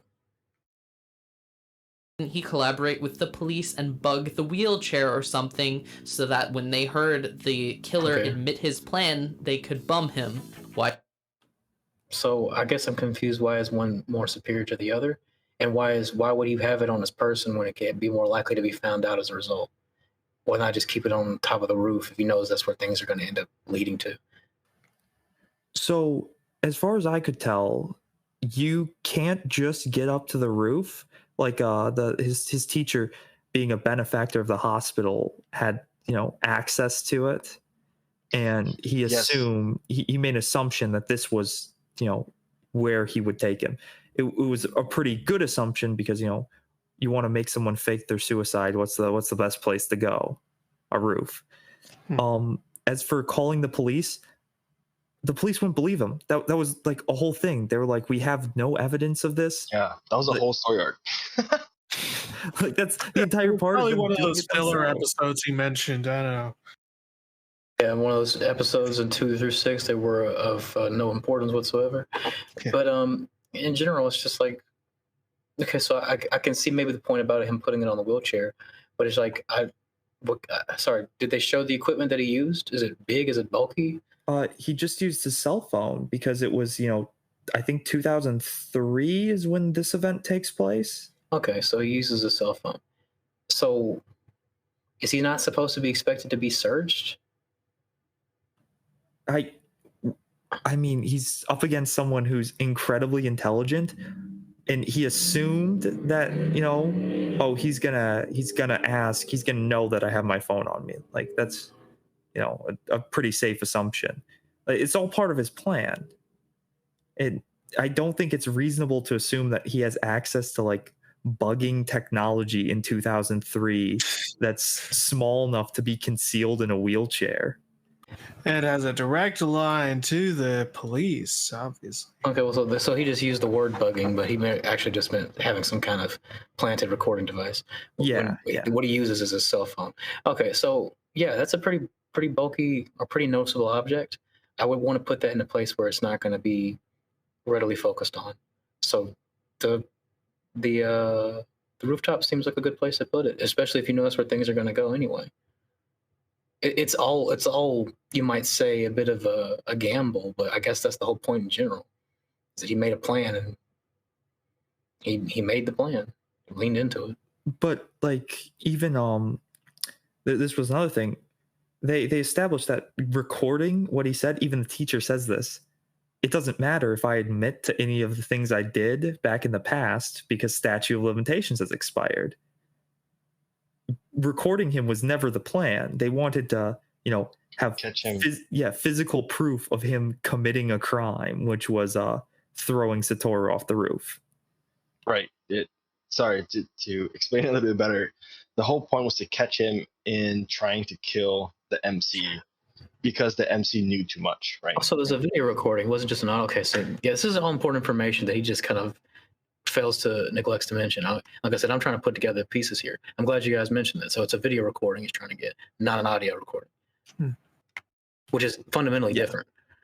Yeah. So yeah, where's he gonna put that in the wheelchair? how's he going to position his camera in a way that's I'm Oh, don't mind me and my shoulder-mounted lump here. I got So bad. stage 4 cancer. He's supposed to put his cell phone, and he's supposed to somehow rig his cell phone within the intricacies of a wheelchair. It's so weird. Like, that's not gonna work, bud. If all you have is the cell phone, you got to find a better place to put it. This is a whack criticism, bro. I have so many issues with this entire sequence. Like I think that this ending is probably the weakest part of the entire show and is fundamentally flawed. But none of these criticisms are the problems I have with it. It's just goofy. It's so goofy that he's, yeah, God. All right, let's keep going. One moment. Stan will probably have to edit this part out. Stan, the display has kind of been messed with. We can't see anything. Glad you just got back, actually, because something's off. We can't see the studio. Oh, there we go. There we go. Hey. Oh. Okay. Okay. All right. Just want to make sure. Okay. You just couldn't say anything. Yep. Okay. Well, let's go ahead and charge 4 then. Why does the killer care if Satoru would know his future when he clearly didn't and got dunked in ice water? Why? Wait, what did he say? Okay, so when Satoru's in the car and he gets, it's going into the river, right? The frozen river. He can't get out of his seatbelt, and so he screams, "I know your Okay, future." Wait, hold on, Naira. Maybe we should explain that. So the teacher tried to kill main character when he was younger, and in the concluding timeline, he tries again years later when he wakes up from a coma or whatever.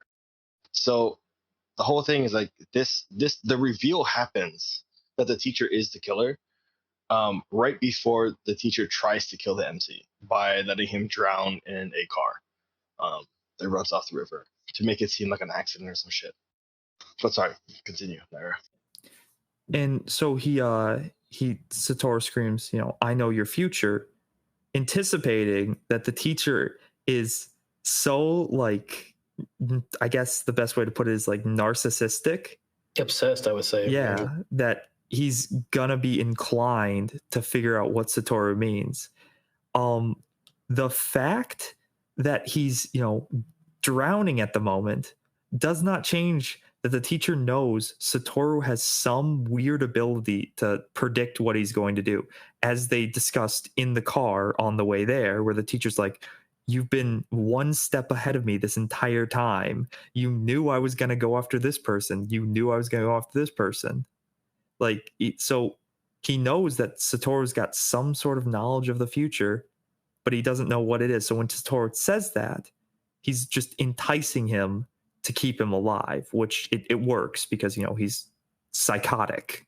Well, I mean, I won't even say so. So it seems like he's trying to kill Satoru because he thinks Satoru is a danger, right? He thinks he's a danger that's going to get him caught, right? Yeah. So the point is just self-preservation at that point. It's like, well, in a way, it's like, well, what does he know about the future because he's already proven himself? This may be potentially going to get me caught. There's something that I need to know. Is essentially all that's going through his head. Maybe it's some of what you're talking about as well, but it's like I could just very easily see that justified as this kid's probably knows something about me getting caught that I need to know, and so he's heavily enticed by that element. Right, which is why this criticism doesn't make any fucking sense. This is weird. Yeah. Why would Hanazuki mention a killer coming into the bus until hours later? Why was there? Okay, that one's legitimate. Yeah. So they hid the girl in the bus, right? Because they were like, okay, this is a place no one goes. You can access it through the woods, so no one can follow your trail. It's perfect to hide someone. While she's hiding out there, the killer walks into the bus because he's also using it as a hideout, but he doesn't notice her because she's hidden. And he kicks a box and she gets scared, and she does not say anything to anyone when they first come to see her in the morning.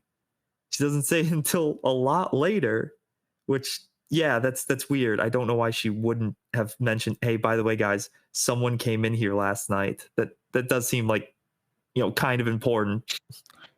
Yeah, that's a so an That's issue fine. with the plot, but this you could, if you wanted to, explain that away, right? Just knowing her situation, how she's a child of abuse, all that kind of stuff, you know. Maybe, But I'm, go I'm ahead. not agreeing that that was a good thing in the plot. It's really stupid when it happened. There's suddenly a secret hideout in episode 10. When did they find it? Why wasn't Hanazuki hid there instead of the random bus if they knew about it? If they didn't, was there a better place than the bus? How the fuck did So his secret hideout complaint in episode 3, I think it is. It's 3 or 2.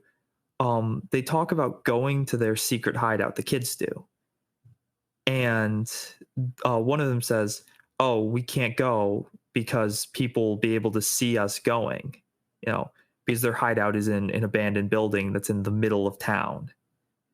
So the reason why they wouldn't hide her there and hide her in the bus is because the bus is like kind of far away from places. It's isolated. They can, like I said before, they can access it through the woods so people won't see where they're going. It's a lot harder to hide someone in the middle of an abandoned building in a town, because people have a higher chance of seeing you. It was mentioned before. There's pretty good reason why they didn't take it there, and the criticism, why isn't there a better place where they could have hid her? I don't know. The story doesn't show us any better places. Like that's weird. Yeah, why didn't an option that the story never explained to be there? Why didn't they use that one? Right. It's so Yeah, it's weird. It's weird. I don't I know. keep saying everything's weird, but no, that's kind of. I mean, I'm glad he managed to come up with a good criticism based off of what you guys have seen about the show. But amidst like just an entire conclave of terrible ones. Go ahead. the baby fix Satsuru's amnesia problem? None of these things. All right. Who here knows psychology? I know something of it. What happened? What is? All right. So after the main character wakes up from being drowned, it's decades later. He was in a coma for all this time, and he wakes up and he has amnesia. He can't remember anything that happened. And, his friends come to visit him and will talk with him, and it doesn't do anything. Then the girl that he helped save, she comes to visit him, and she's got her baby with him. And as they're talking, he still doesn't remember anything, and he sees the baby holding out its hand, just random baby gesture, right? And he puts his hand up to its, which is something that he did with the girl in the second episode, where they put their hands up together to kind of keep warm because neither of them had gloves. So it was like a really cute moment, and the show lingers on that for a good like 20 seconds or something. So this is a clearly important moment. Now, all this matters because there's this theory in psychology that if you can re-experience an event that was very important to you, it could help restore memories. Mm-hmm. And that ends up what's restoring his amnesia. So this isn't just like some random bullshit. Like there's actual, some science behind it. It's not very concrete science, and to the degree is debatable, but it's not just random bullshit. And Right. even if it wasn't, like, that's a common trope. That's a common shorthand that a lot of people use in story writing of, instilling a significant action or memory into this character. And then once they experience that again, it's like, oh, I remember now. That's why this happened. right, It's right. great. Yeah. Yeah. Even if, you know, it's maybe not a widely supported theory, it's still a theory, right? Doesn't change that fact. yeah, it's not coming out of nowhere. Like, I don't know. It's another one of those like stupid criticisms, and but let's just continue. In particular are terrible in themselves, but together they culminate into a series of really terrible writing moments and directorial moments. Should pause that. Okay, then. But being one until we can no longer. Sorry, that was my bad. Hold on, let me fix that. You're good. You're good. Anyone got anything to say as we're going into the conclusion? Yeah, those were a lot of what did he call them? Directorial mistakes or director, yeah, and writing mistakes. Wow, yeah. Yeah. For someone who said that, you can't observe this objectively, he made a decent amount of objective criticisms right there. Yeah. Of really terrible writing moments and directorial moments. Okay, my apologies. All right. So here's a quick rundown of part 4. A shorter story with less ambition can actually make for a more effective narrative. Judge what's best for your work. Smaller cast and story. Point 2. Know your target audience and focus on making the story directing revolve around their comprehension level. Okay. Point 3. Deviating from the source material a little can be disastrous. Deviating a lot for visual medium has its benefits. Does it? I feel like that criticism can just be inverted on itself. It's kind of weird. It definitely The only way could. that diverting a lot for a visual medium having a benefit is if it's parody, like in Starship Troopers.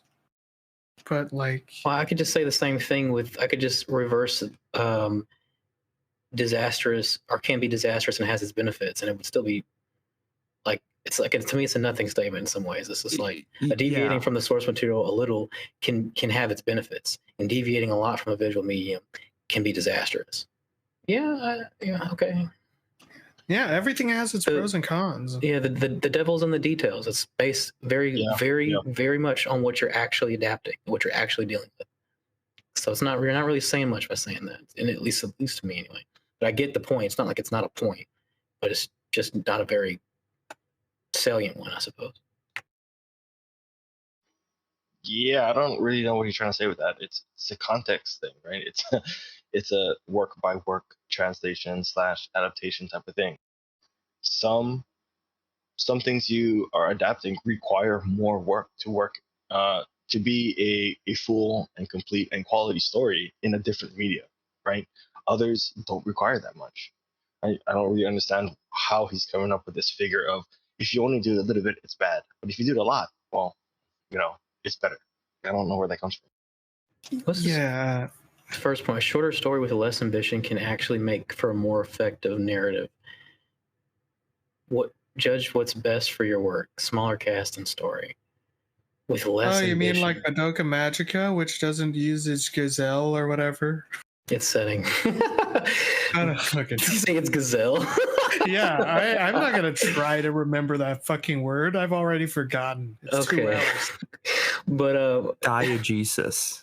Yes. Oh, sorry. Diegesis. Sorry. Okay, you meant diegesis. Okay, I thought it's gazelle. Okay, that was good. But I guess sorry, I'm trying to read what he's talking about. A shorter story with less ambition can actually make for a more effective narrative. Well, isn't some of the criticism that he had before is that he felt like the show didn't do enough as far as that's concerned? I understand in what context he's placing that criticism, but just the statement itself, I feel like that statement was also part of the criticisms he made. But anyway, I guess it's just meant to be a summary of his points in this section. So maybe I'm doing too much. I'm doing too much. So go ahead. Well, sorry. Does anybody have anything else to say about that? No. I will say that there's no more points made, and we should just let it play out to the end for the last minute. Yeah, that seems okay with me. I do agree with the points you made before about he does seem to say a lot of objective things about the nature of the show, even though, I don't know, I guess everything is subjective as far as writing is concerned. But anyway. In the end, did I like Erased? No, not at all, but I don't regret watching it. Doing reviews and analysis have been fantastic for me as a writer. It's shaped how I think about visual storytelling and storytelling in general. Hopefully I've managed to make sense in my arguments and also lend some insight. If you liked this video, make sure to check out me and Honest Phil's entire commentary on Erased. Wow. Okay. So Not that much, huh? did his criticisms make sense, everybody, or were they rather hollow and empty? I mean, I think he, I don't know, I feel like he kind of blew up the point of his entire video with his preface. So I'll say no, none of his points were salient. And actually, if the beginning of the video is true, then nothing he said afterwards is. So no, he didn't say anything. I'm joking, but there's a lot. If you ignore the preface, his defense shields weren't very powerful. But if you ignore the preface, going forward with his criticisms as they are, it did seem like a lot of them were kind of off and weird, kind of nitpicky, like Arrow was saying at the beginning. To me, it seems like the what I was getting out of this video was that he's just a guy who went to a Burger King and bought a Whopper and was wondering why it doesn't taste like a Big Mac. Why is it not a Big Mac? Make me a fucking Big Mac, you son of a bitch. I want a Big Mac. This is Burger King. Fuck you. Yeah, this is a shitty Big Mac. You, sir, cannot make a good Big Mac. You suck at this. I would like 5 McRibs. Sir, this is Taco Bell. You see, Amzel, I think it would be more apt to say he went to a Wendy's wanting a Whopper, ordered a hamburger that would be just like a Whopper, bit into it, and asked, "Why isn't this a Big Mac?" Okay, you know what? That's better, actually. Yeah. I think my criticism for this is very in line with Amazil's, where this is an example of a problem I have with a lot of reviews I watch and read on Mal. It's that this guy is critiquing a show based on what he wanted to see versus critiquing the show that was actually there. Exactly. And it really fucking annoys me because it's like you're literally not giving me the content that I came for. You're saying you're reviewing the show, but you're actually reviewing it as compared to your headcanon show or this fucking fanfic that you're making up in your head, right? You're not even really engaging with the material as it stands. And as a review video, that's that's the bare minimum. And if you can't do that, I'm sorry, dude. Yeah, what are you talking about? This Whopper sucks. All right, this Big Mac sucks. It only has 2 buns. The prerequisite is 3 buns, you son of a bitch. That's a Big Mac. I just when I saw this video, you know, I just watched Erased with a couple friends, you know, and I was like, this could be insightful. I've got my own problems with the show. I watched it, and he took pot shots at Psychopaths, got things wrong there. He took shots at Madoka. He This isn't insightful at all. he just didn't seem to understand what he was talking about half the time. Most of his criticisms, you know, I said it a couple of times, but I'll say it again. If you make a criticism, you have to explain why it's a criticism. You can't tell me it's bad that the sun rises in the west and then not explain why that's bad. Perhaps he should have developed his character points more. You know, spend a little more time actually talking about these things that were, you know. Yeah. Considering it's a character drama show, I'm surprised he didn't touch much on the fact that it's a character drama. No, it's a mystery. Yeah. Oh. It's a Big Mac, you stupid bitch. According to Mal. Yeah. It's right there in the tags, man. What? Because genre's, you know, a definitive thing. You must include all of this inside of a genre. You must tell this story inside this genre. And if you don't, you have nothing. You just have a big old nothing burger. So I watched a bit of his other videos, Goat Jesus, and I think he did a really good video on Fooly Cooly. So this is very interesting to me. Where actually, how do I say it? I don't know if you guys watched Sargon's video where he covered the new Matrix trailer, Hmm. and this video kind of reminds me of that, where I'm listening to Sargon like completely shit on this trailer, Right. and it's like, dude, you're shitting on it for reasons that I think are like non-reasons. You're just being mean to it, because you didn't like it, or you didn't like the fact that they're making a new Matrix, and so you're just picking apart everything about it, being super super nitpicky and just being mean. And this video by Goat Jesus about Erase feels pretty much in line with that, where it's like, I don't like it. I don't like the fact that other people like it, so I'm just gonna nitpick and be pedantic about everything about this show. And to me, that's kind of bad faith, and I don't like that kind of shit. Mm-hmm. I guess to end off, let's just go around and everyone say, would they recommend this video for someone to watch? Wivik, you start, then Amazil, then ERO. Oh, okay. I haven't even seen Erased, and I guess I ended up relying on a lot of you guys' body of knowledge, but I have to say, solely based on some of the other criticisms that are made within just this thing, no, I would not recommend it to anyone else. I just can't, sorry. I would recommend it to my weeb friends to harvest their salt for my generators. I'm running out. Naira, I need you to fucking read so I can harvest your salt. I'm reading Muzzlov, okay? That's more important. Let's see. This video, I've actually watched it with all my friends that I would have watched it with, or suggested to watch it already in Discord, and we all shit on it. So there's that. So you would recommend to watch it, just not. I'm joking.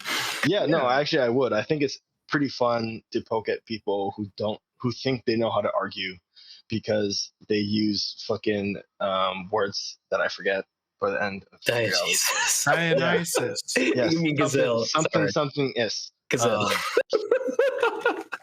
They think because they can use these words that fucking no one but, film nerds or whatever academic people know. Some students, yeah. Yeah, like that they have some kind of natural ability to argue this kind of shit, and it's not true.